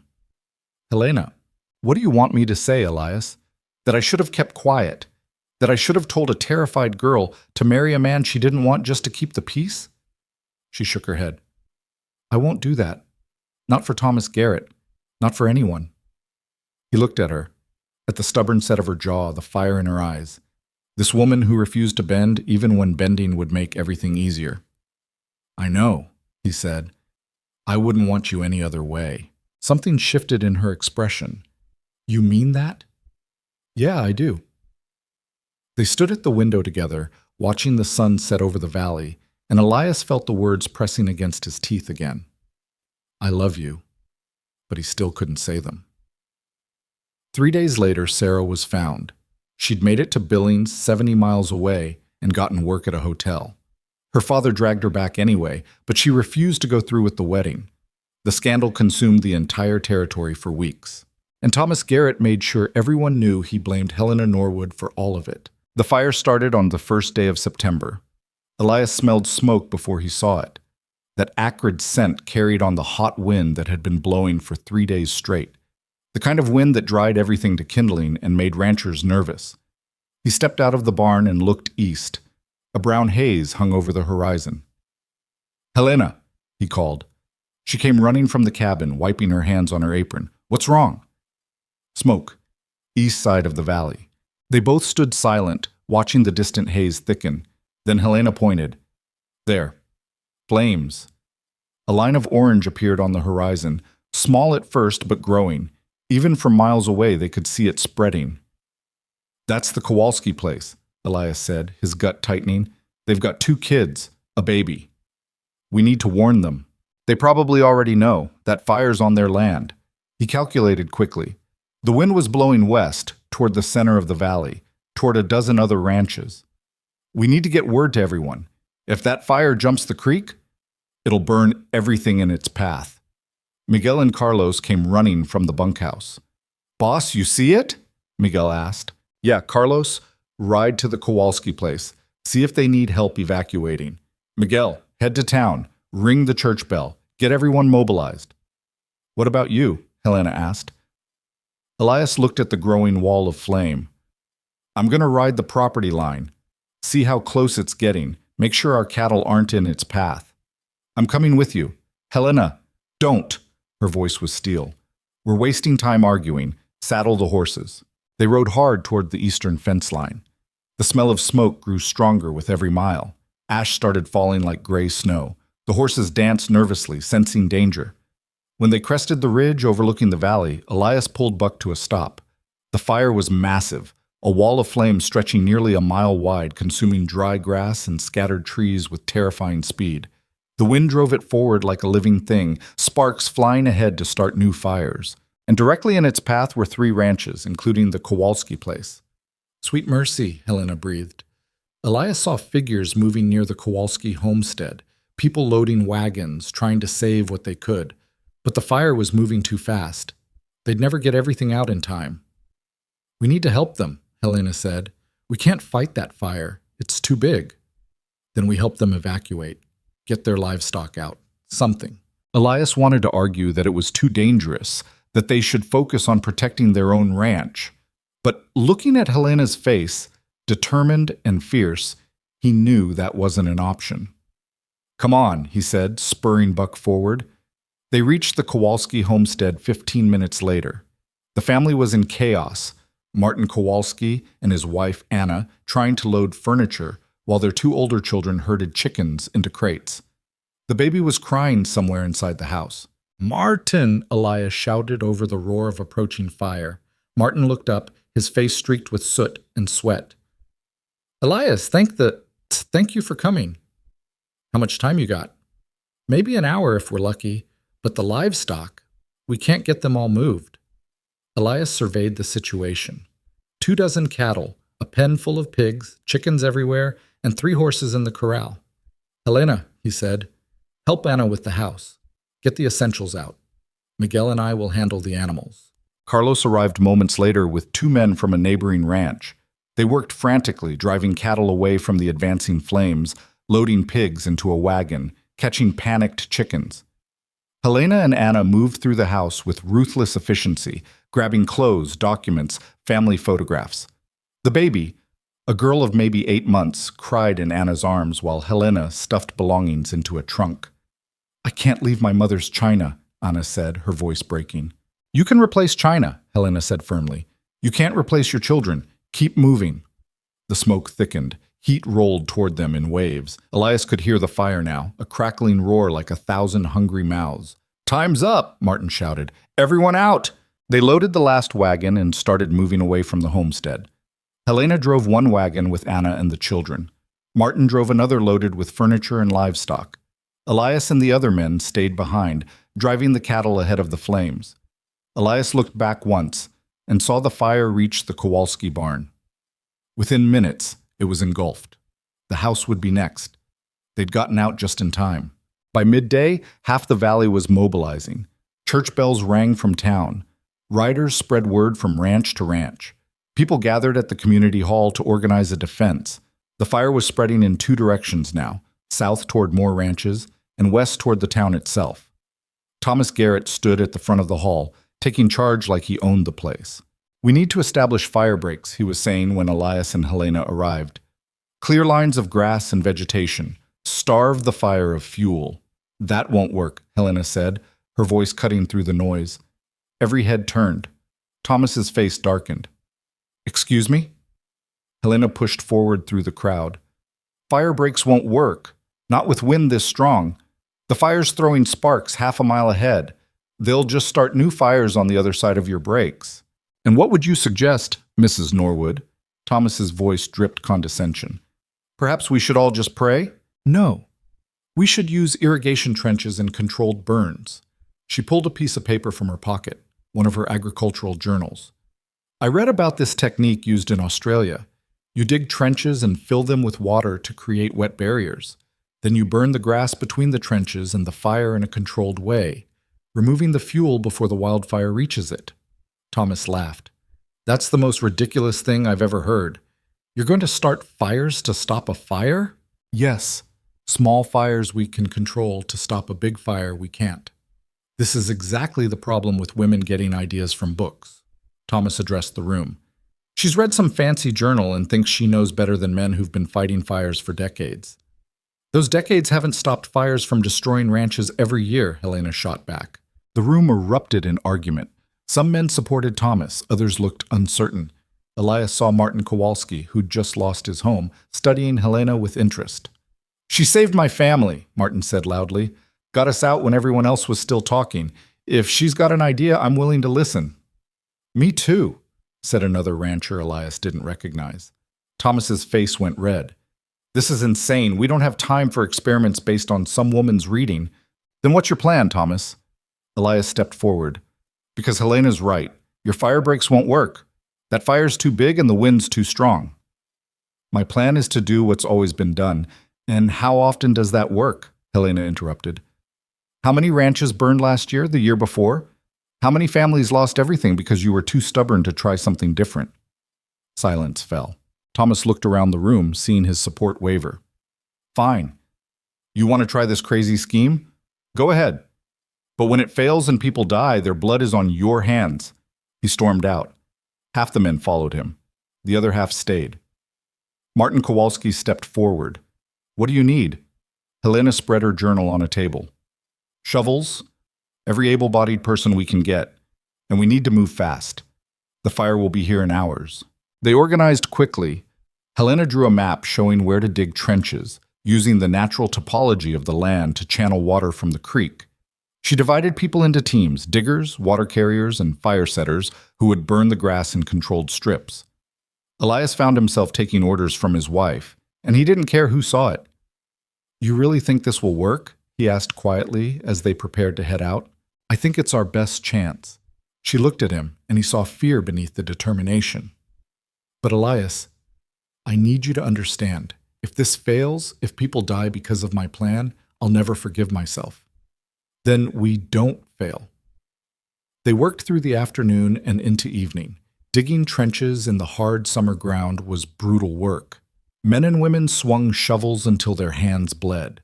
Children hauled buckets of water from the creek to fill the trenches. Helena was everywhere, directing, adjusting, making quick decisions when plans didn't work. She'd stripped down to her simplest dress, her hair tied back, her face streaked with dirt and sweat.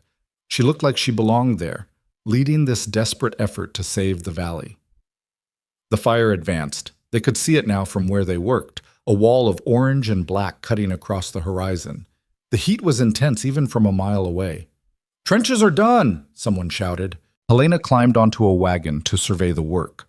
4 parallel trenches, each filled with water, creating barriers across the valley. Between each trench was a strip of grass they'd need to burn in controlled fashion. "Light the first strip," she ordered. Men with torches moved forward. They set fire to the grass between the first and second trenches, working quickly from north to south.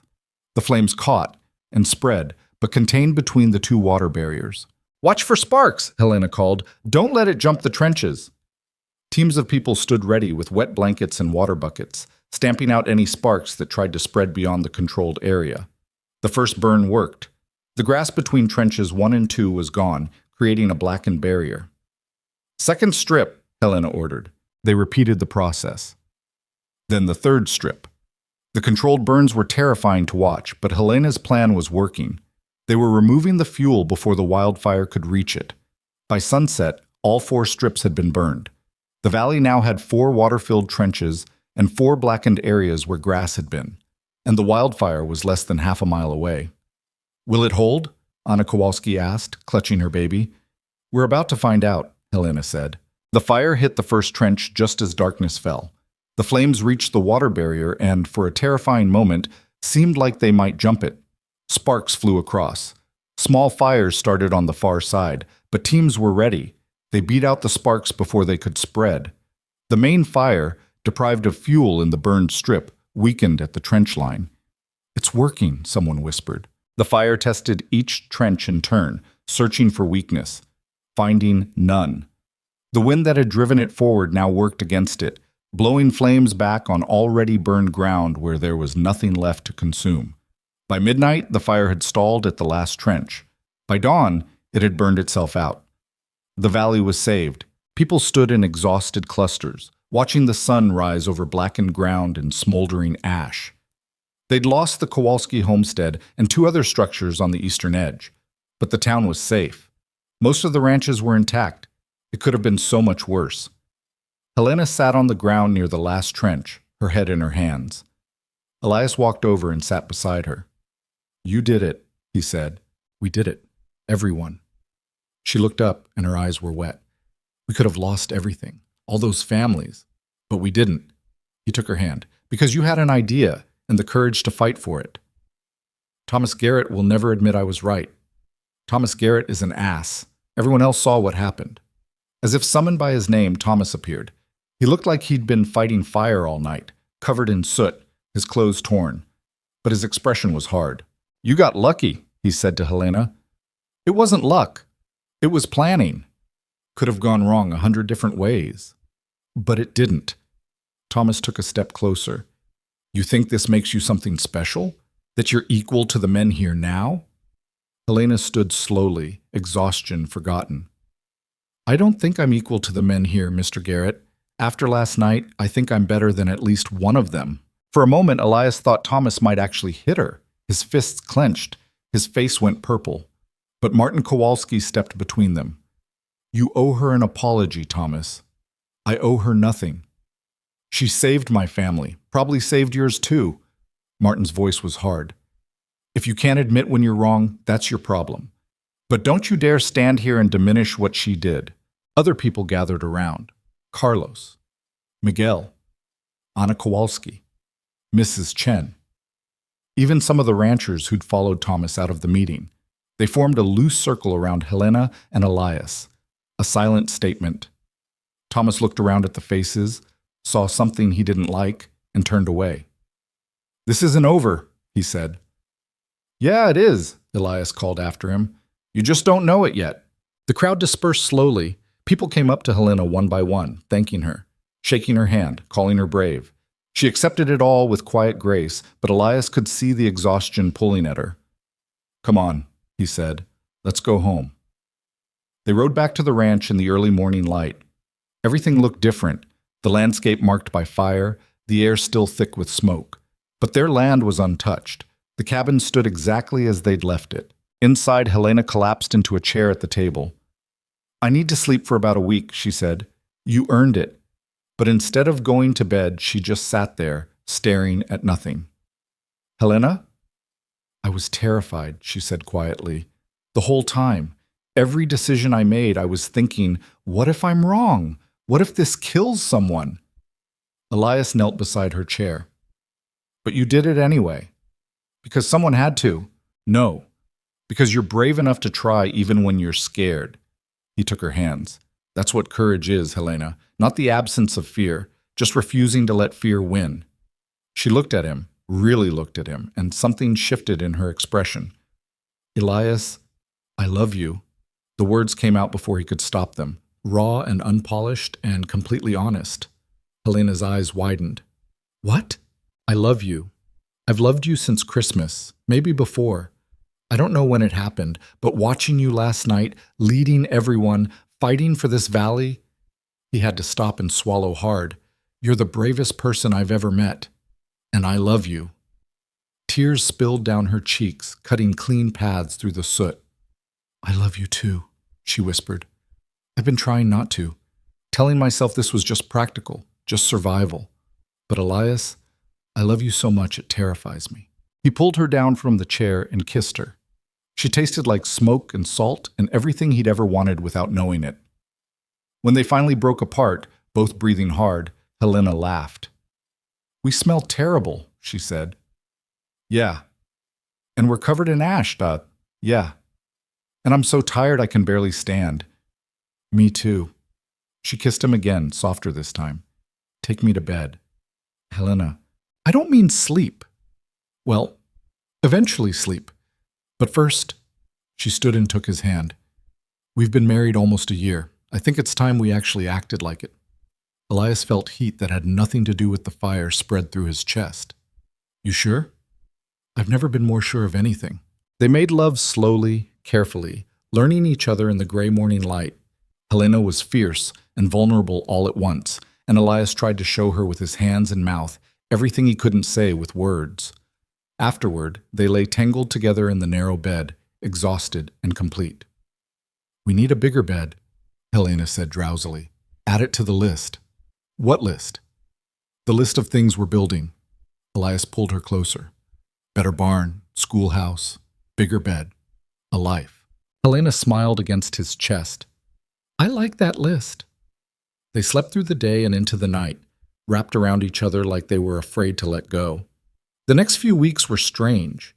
The fire had changed something in the valley's social dynamics. Helena was no longer the scandalous mail-order bride who refused to know her place. She was the woman who'd saved dozens of families. People who'd whispered about her before now greeted her on the street. Women who'd judged her asked for her advice. Even Reverend Walsh stopped by the ranch to thank her personally. You did a remarkable thing, he said. I read a lot, Helena replied. That's all. You did more than read. You acted. That takes wisdom. After he left, Helena turned to Elias. That was strange. You're a hero now. Better get used to it. I don't want to be a hero. I just want to live my life. Too late. But with the new respect came new responsibilities. Families started showing up at the ranch asking for help with various problems. Sick livestock, broken equipment, disputes over property lines. Helena handled it all with the same practical efficiency she brought to everything. She helped a widow repair her well, showed a struggling farmer better irrigation techniques, even mediated an argument between two ranchers over grazing rights. You're becoming the valley's unofficial problem solver, Elias observed one evening. Someone has to do it. You could say no. Helena looked at him. Could I? These people need help. I have knowledge that might help them. How do I say no to that? You can't, Elias smiled, which is exactly my point. October brought the first snow in time to bring the cattle down from the high pasture. Helena rode with them again. Her, Elias, Miguel, and Carlos, plus 2 additional hands they'd hired for the drive. She sat easier in the saddle now, comfortable with the horse and the work. The drive went smoothly until the second day when they found 2 men waiting at a narrow canyon pass. Thomas Garrett and his foreman. Elias reined in Buck, his hand moving automatically to the rifle in his saddle scabbard. Thomas, what do you want? Just making sure you're not driving cattle across my land. We're on the territorial trail, same as every year. Trail's on my land. I've got a deed that proves it. Elias felt anger spike. That trail's been public access for 20 years. Was. Things change. Thomas smiled. You want to use it, there's a toll, $5 a head. That's $1,500. Good at math, aren't you? Must be that educated wife teaching you. Helena urged Rosie forward. Mr. Garrett, you know that trail is public land. I know what my deed says, and I know I'm within my rights to charge for access. Thomas's smile widened. Of course, if it's too expensive, you could always drive your cattle the long way, through the marsh. Though you'll probably lose a third of them to the mud. Elias calculated quickly. The marsh route would take 3 extra days and risk losing animals, but $1,500 would wipe out their entire year's profit. This is extortion, Helena said. This is business, Mrs. Norwood. Something you might understand if you spent less time playing rancher and more time learning your place. My place, Helena said slowly, is wherever I choose it to be. And right now, it's sitting on this horse, on this public trail, with my cattle behind me. Then you'll pay the toll. Show me the deed. Thomas pulled a rolled paper from his saddlebag. Helena took it and read carefully, her brow furrowed. This deed describes property boundaries, she said, but it doesn't mention the trail specifically, and territorial law states that established public trails maintain their status even when land changes hands. Where'd you read that? Another one of your fancy journals? No. The Territorial Land Office. When you filed that false complaint against us last spring, I spent several days reading every law related to land rights, water access, and public trails. She handed back the deed. You have no legal right to charge a toll. And if you continue to block this trail, I'll file a complaint with the marshal in Billings. Thomas's smile vanished. You threatening me? I'm informing you of the law. For a long moment, nobody moved. The cattle shifted restlessly behind them. Elias's hand stayed near his rifle. Finally, Thomas yanked his horse around. This isn't over, Norwood. You or your bitch wife. Call her that again, Elias said quietly, and you'll be eating your teeth. Thomas rode off without responding. His foreman followed. After they were gone, Carlos let out a low whistle. That was tense. He's not going to stop, Miguel said. He'll keep pushing. Let him push, Helena said. I'm done being afraid of Thomas Garrett. They drove the cattle home without further incident. But Elias knew Miguel was right. Thomas wasn't going to stop. He'd been publicly embarrassed too many times. Men like that didn't forgive. They got revenge. The question wasn't if Thomas would make another move. It was when, and what it would cost them to stop him. November arrived with cold winds and the first hard freeze. The ranch settled into winter routines. But this year felt different. The cabin was warmer, the work less lonely. Helena's presence had transformed everything. They spent evenings planning the school she wanted to start in spring, ordering books from Chicago, figuring out how to convert part of the barn into a classroom. We'll need desks, Helena said, making notes. I can build those. And a blackboard. Can probably get one in Bozeman. She looked up from her list. You're really okay with this? It's going to be a lot of work. Helena, I'm okay with anything that makes you happy. Elias reached across the table for her hand. Besides, those kids need education. You're right about that. What changed? Back in July, you thought this was impossible. Back in July, I watched my wife save an entire valley from burning. After that, starting a school seems pretty manageable. Helena laughed. Fair point. They made love that night in their new, bigger bed, one of the first things Elias had built after the fire. Helena was less hesitant now, more confident. She knew what she wanted and wasn't afraid to ask for it. Afterward, lying in the dark, she said, I'm happy here. I didn't think I would be, but I am. Good. I know I'm difficult. I argue too much. I challenge everything. Helena. Elias turned to face her. I don't want you to be different. I want you exactly as you are. Difficult and stubborn and brilliant. She kissed him softly. I want to have children. Eventually. Yeah? Not yet. Maybe in a year or two. Once the school is running. Once we're more stable. She paused. Is that okay? It's more than okay. He pulled her closer. Whatever you want. Whenever you're ready. I love you, she whispered. I love you too. Outside, snow started falling. The first real snow of winter. Inside the cabin, warm and safe, Elias Norwood held his impossible, stubborn wife and thought about the future they were building. It wouldn't be easy. Thomas Garrett wasn't done causing trouble. The territory was harsh and unforgiving. Winter would test them again. But they'd survived worse. Together, they could survive anything. The wedding happened on a Friday in late November, exactly 1 year after Helena had stepped off that train. Not their legal wedding, that had been the rushed ceremony with Reverend Walsh back when they were strangers bound by a letter and desperation. This was something different, something they chose. Helena's idea, naturally. We got married because we had to, she'd said one evening in early November. I want to marry you because I want to. So they planned a small ceremony in the cabin, just the two of them and a handful of people who actually mattered. Miguel and Carlos, Anna and Martin Kowalski with their children, Mrs. Chen, even Sarah Patterson, who'd returned to the valley after her father finally accepted she wouldn't marry Thomas Garrett's nephew. Reverend Walsh agreed to perform the ceremony again, though he looked confused about the whole arrangement. You're already married, he pointed out. Consider it a renewal of vows, Helena said.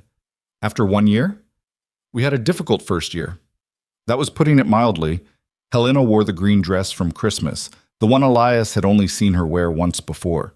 She'd let her hair down, and in the candlelight of the cabin, she looked nothing like the severe woman who'd criticized his photograph a year ago. She looked happy. Elias wore his best shirt, the one Helena had sewn for him, with buttons that actually matched and sleeves that fit properly. His hands shook slightly as he stood beside her. You nervous? she whispered. Yeah. Good. Me too. Reverend Walsh read from his prayer book, the same words as before. But this time, when Elias said, I do, he meant something entirely different. Not obligation or practicality, but choice, love, a future he actually wanted. Helena's eyes were wet when she said her vows, her voice steady despite the tears. When the Reverend pronounced them married, again, Elias kissed his wife like he'd wanted to that first time but hadn't known how. The small gathering cheered. Anna Kowalski cried. Miguel and Carlos whistled and clapped. And for one perfect moment in that rough cabin in the Montana wilderness, everything felt exactly right. They celebrated with a dinner Helena had spent 2 days preparing. Roasted chicken, fresh bread, vegetables from the root cellar, and a cake Anna had made. The cabin was crowded with people, warm with conversation and laughter. Martin Kowalski raised his glass. To Helena and Elias, the stubbornest couple in Montana. Hear, hear, Carlos called. And to Helena, Anna added, who saved our lives and taught us that reading fancy journals might actually be useful. Everyone laughed. Helena blushed but smiled. Later, after the guests had left and they were cleaning up, Elias found her standing at the window looking out at the snow-covered valley. Happy? He asked. Very. She turned to face him. This year has been the hardest of my life. And the best. Yeah. He pulled her close. Same. They stood together in the quiet cabin, and Elias thought about how far they'd come. From two desperate people trying to survive to something neither of them had expected. A partnership. A marriage. A home. December brought heavy snow and the kind of cold that made your lungs ache. But inside the cabin, with the stove burning and Helena beside him, Elias had never felt warmer. They spent the long winter evenings working on the school project. Elias built small desks from rough lumber while Helena organized the books that had arrived from Chicago. Primers, arithmetic texts, simple literature, the beginning of a real education. First class starts in March, she announced one night. How many students you expecting? I've had 7 families express interest, 12 children total, ages 6 to 14. That's a lot. That's a beginning. She held up one of the primers. These kids deserve a chance, Elias, a chance to be more than what their parents were, to choose their own paths. Like you did. Like I tried to. She set down the book. I was lucky. I had parents who taught me to read, even though it was unusual for girls. Then I had the factory, which was horrible, but it taught me I could survive anything. And then I had your letter. Best letter I ever wrote. Helena laughed. It was the worst letter I've ever read. Seeking practical woman. You made it sound like you were buying a plow. I was terrible at romance. You still are. But she was smiling. Good thing I don't need romance. I need partnership, and you're excellent at that. We're excellent at it. Yes, she agreed. We are. The real test of that partnership came in mid-January. Elias and Miguel were in town buying supplies when they ran into Thomas Garrett outside the land office. Thomas looked smug, which was never a good sign. Elias, he said, glad I ran into you. What do you want, Thomas? Just thought you should know. I'm buying the Morrison place. They're selling out, heading to California. The Morrison Ranch bordered Elias's land to the north. If Thomas bought it, he'd control 3 sides of the Norwood property. Good luck to you, Elias said, trying to keep his voice neutral. Oh, it's already done. Papers signed yesterday. Thomas's smile widened. Which means that creek running through both our properties? The one that feeds your cattle? Well, I've been thinking about damming it upstream. For my own irrigation purposes, you understand. Elias felt cold that had nothing to do with the weather.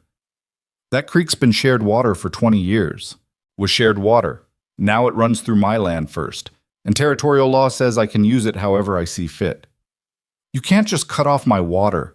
Watch me. Thomas tipped his hat. Have a nice day, Elias. Give my regards to that clever wife of yours. Miguel waited until Thomas was out of earshot. Boss, he can't actually do that, can he? I don't know, Elias said, but we need to find out. They went straight to the territorial land office. The clerk, Peterson, pulled the relevant documents and confirmed Elias's worst fears. If Mr. Garrett owns the land where the creek originates, he has primary water rights. He can dam or divert it as he sees fit, as long as he's not violating any prior agreements. There's got to be prior agreements, Elias said. That water's been shared for decades. Peterson searched through old files. Finally, he shook his head. No written agreements on record. I'm sorry, Mr. Norwood. Without documentation, there's nothing preventing Mr. Garrett from damming that creek. Elias rode home in silence, his mind racing. Without water, his cattle would die. The ranch would be worthless. Everything they'd built would collapse. Helena took the news better than he expected. We'll fight it, she said simply. How? Peterson said there's no legal standing. Then we create legal standing. She pulled out paper and started writing. We'll file for established water rights based on historical usage. Gather testimony from every rancher who's used that creek. Document decades of shared access. That could take months. Thomas could dam the creek tomorrow. Then we also file an injunction. Request that no changes be made to the creek until the case is settled. Elias stared at her. Where are you learning this? I've been reading territorial law since Thomas first started causing trouble. I knew he'd try something eventually. She kept writing. We'll need witnesses. Everyone who's relied on that creek, and we'll need to prove that damming it would cause undue hardship to established ranches. You really think this will work? Helena stopped writing and looked at him. I think if we don't try, we've already lost. So yes, we try, and we fight, because that's what we do. They spent the next 2 weeks gathering evidence, writing to every ranch in the valley, collecting written statements about the creek's historical usage. Helena documented everything in her precise handwriting, creating a legal argument that would have impressed a trained lawyer. Martin Kowalski signed immediately. After what you did during the fire, I'd testify against the devil himself if you asked.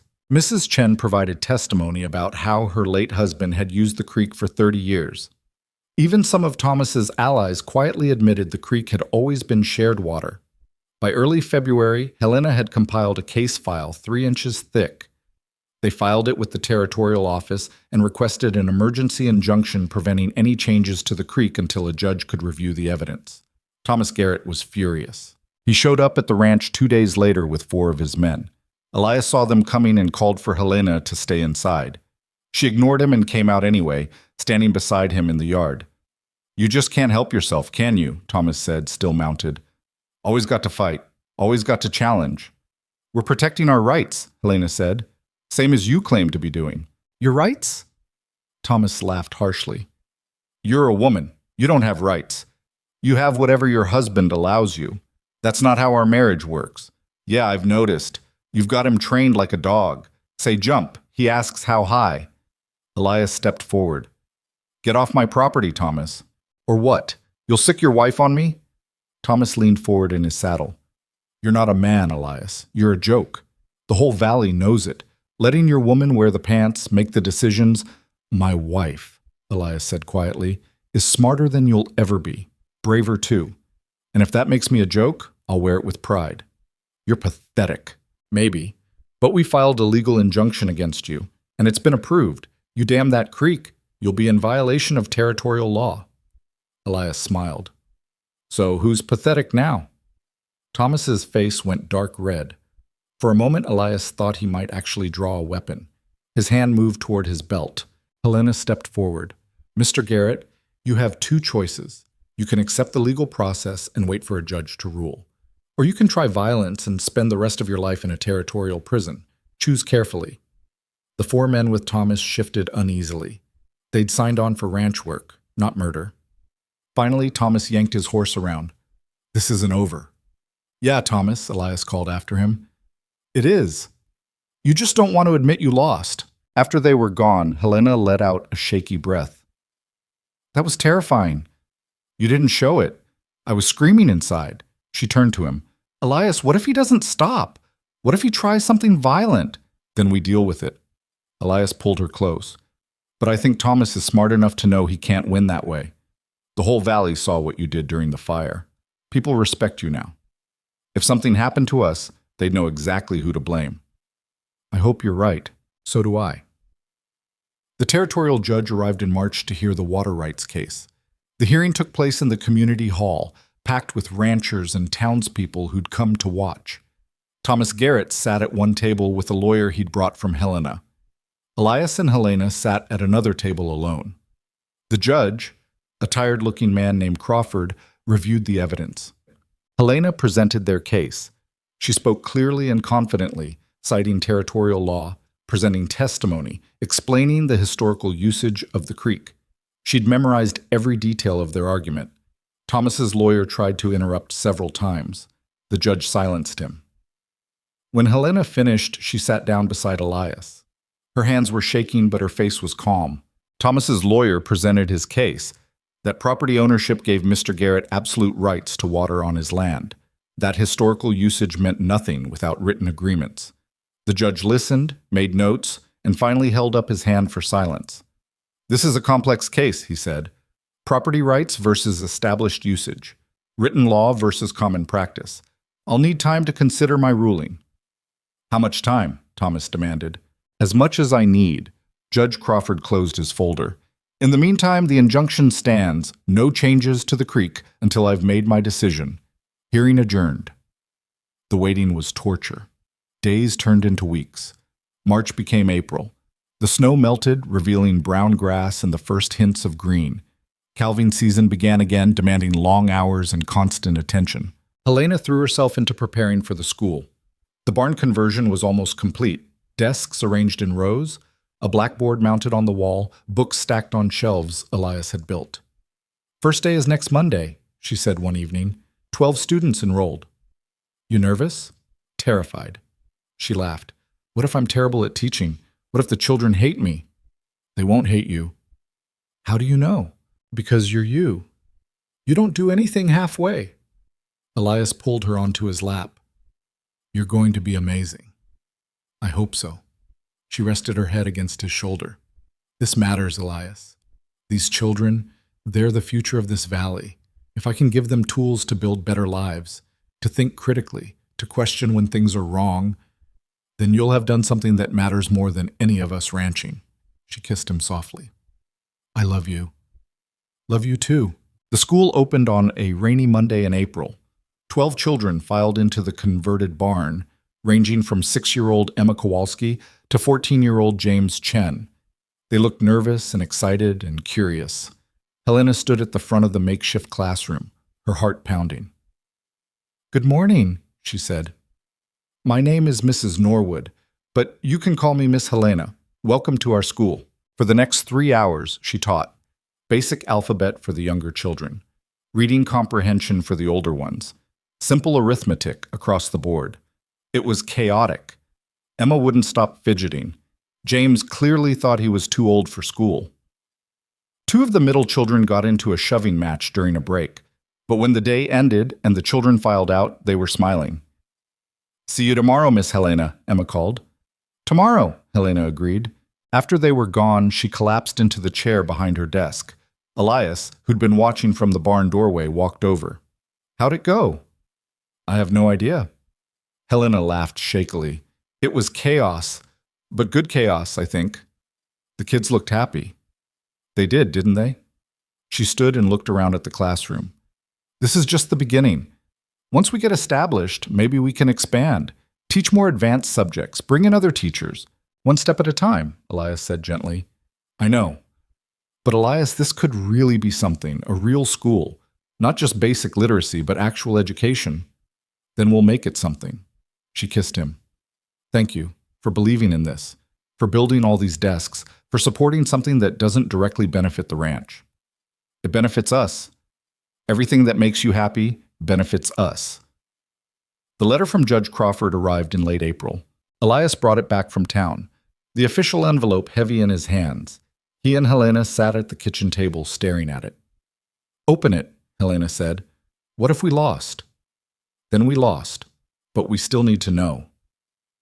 Elias broke the seal and unfolded the letter. His eyes scanned the formal language, the legal phrasing, searching for the relevant passage. There. "We won," he said quietly. "What?" "We won. Crawford ruled in our favor. Says historical usage establishes shared water rights regardless of property ownership. Thomas has to maintain current flow levels. He can't dam or divert the creek." Helena grabbed the letter and read it herself. her eyes moving quickly across the page. Then she started laughing, a slightly hysterical sound. "We actually won! Against Thomas Garrett and his lawyer. We won!" Elias pulled her into his arms. "You won. That case was all you." "It was us." "No, it was you." He held her tight. "You saved the ranch, Helena. Again." They celebrated quietly that night. No big gathering, just the two of them with a special dinner and a bottle of whiskey Elias had been saving. "To victory," Helena said, raising her glass. "To you," Elias corrected. They drank, and Helena felt something settle inside her. The constant fight, the endless struggle. Maybe it was finally over. Maybe they could just live now, build, create, exist without constantly defending their right to exist. "What are you thinking?" Elias asked. "That I'm tired of fighting." "Yeah, me too." "But I'd do it again if I had to, for this." She gestured around the cabin.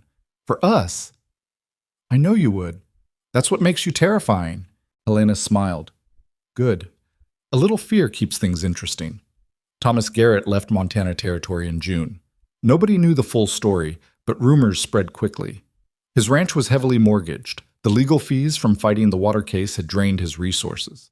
And after Judge Crawford's ruling, other ranchers Thomas had bullied started filing their own complaints. He sold out to a consortium of smaller ranchers and disappeared, supposedly heading to California. The valley breathed easier after he was gone. "Good riddance," Miguel said when they heard the news. "I almost feel sorry for him," Helena said. Elias looked at her in surprise. "After everything he did?" "He spent so much energy trying to control everyone around him, fighting battles that didn't matter. And in the end, what did it get him? Nothing." She shook her head. "That's not a life. That's just existence fueled by anger. You're more generous than I am. I just recognize that we won because we built something worth fighting for." Thomas never had that. He only had what he could take from others.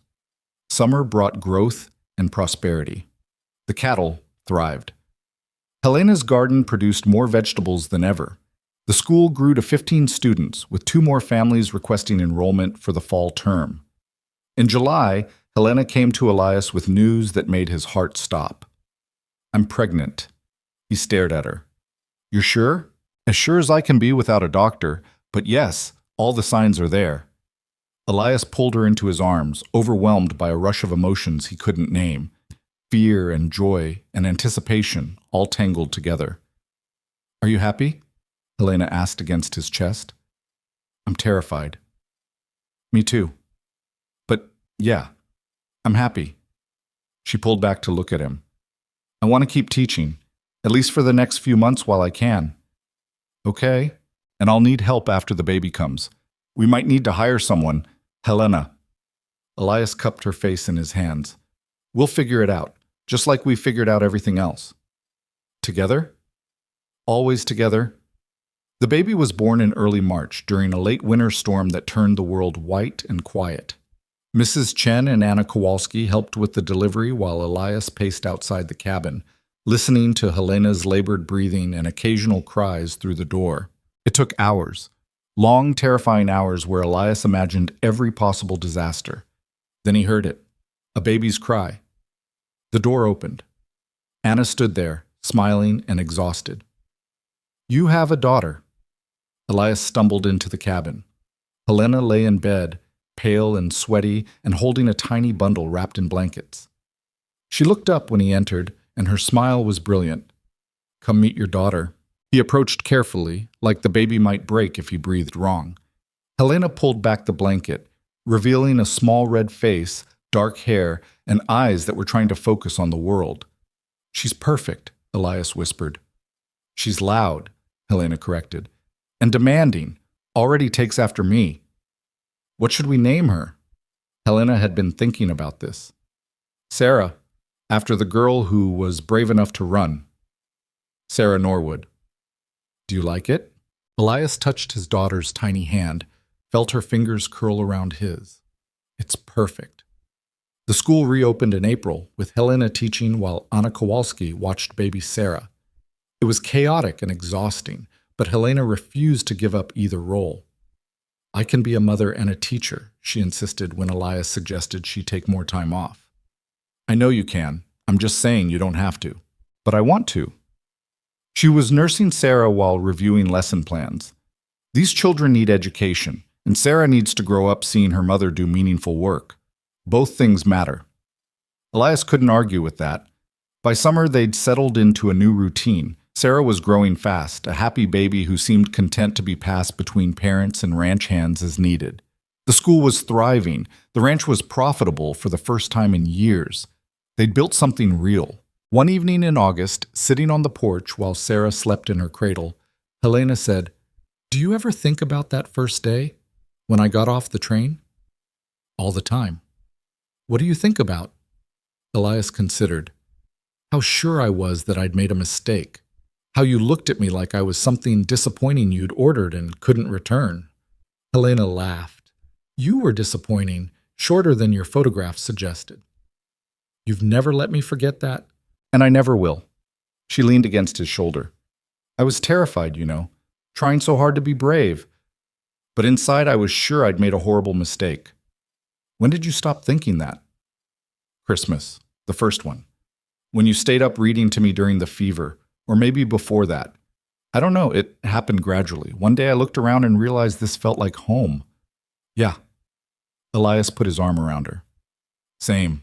They sat in comfortable silence, watching the sun set over their valley, their land, their home. "Elias?" "I'm glad I answered your terrible letter." "Me too." 5 years later, the Norwood Ranch was the heart of Yellowstone Valley. The school had expanded to a proper building with 2 teachers, Helena and a young woman named Catherine, who'd come west specifically to teach. 23 students attended regularly, learning not just reading and arithmetic, but science, history, and critical thinking. The ranch itself had grown too. 400 head of cattle, a new barn, a larger house. Still simple, but with actual rooms instead of just one space. 2 more children, a son named Eric and another daughter named Anna after their friend. But more than the physical growth, it was the community that had transformed. The Norwood place became where people came when they needed help. Helena mediated disputes, advised on business decisions, and helped families navigate the increasingly complex territorial bureaucracy. Elias ran one of the most respected cattle operations in Montana, known for fair dealing and innovative practices. Together, they'd created something neither had imagined that cold November day when Helena stepped off the train. One afternoon in late summer, sitting on their expanded porch while the children played in the yard, Helena said, "We did it." "Did what?" "Built a life that matters, made something worth fighting for." Elias watched his children, Sarah, now 5, teaching her younger siblings to stack rocks. Strong and confident, just like her mother. "Yeah," he said, "we did." "Do you ever regret it, that letter, all of this?" He turned to look at his wife. Older now, with lines around her eyes and gray threading through her blonde hair. Still stubborn, still sharp. Still the most beautiful thing he'd ever seen. "Not for a second," Helena smiled. "Good answer." It's the truth. Years later, when travelers passed through Yellowstone Valley, they still told stories about the stubborn Norwegian rancher and the German woman who'd transformed a wilderness into a community, about the school that educated generations of children, about the ranch that became a symbol of what was possible when people refused to accept limitations. But the real story was simpler than all that. It was about 2 broken people who found each other in the hardest place imaginable, who built something from nothing, not because it was easy, but because they were too stubborn to quit, who learned that strength isn't about doing things alone. It's about finding someone who'll stand beside you when everything falls apart. Elias and Helena never became perfect. They still argued. They still struggled through brutal winters and economic hardships and all the 1,000 small disasters that make up a life. But they faced it together. And in the end, that was enough. More than enough. It was everything. The cabin Elias had built for one eventually housed 4, then 6, then became a gathering place for an entire community. The lonely man who'd ordered a wife like farm equipment learned that partnership was stronger than pride. The desperate woman who'd answered that letter discovered that choosing your own path didn't mean walking it alone.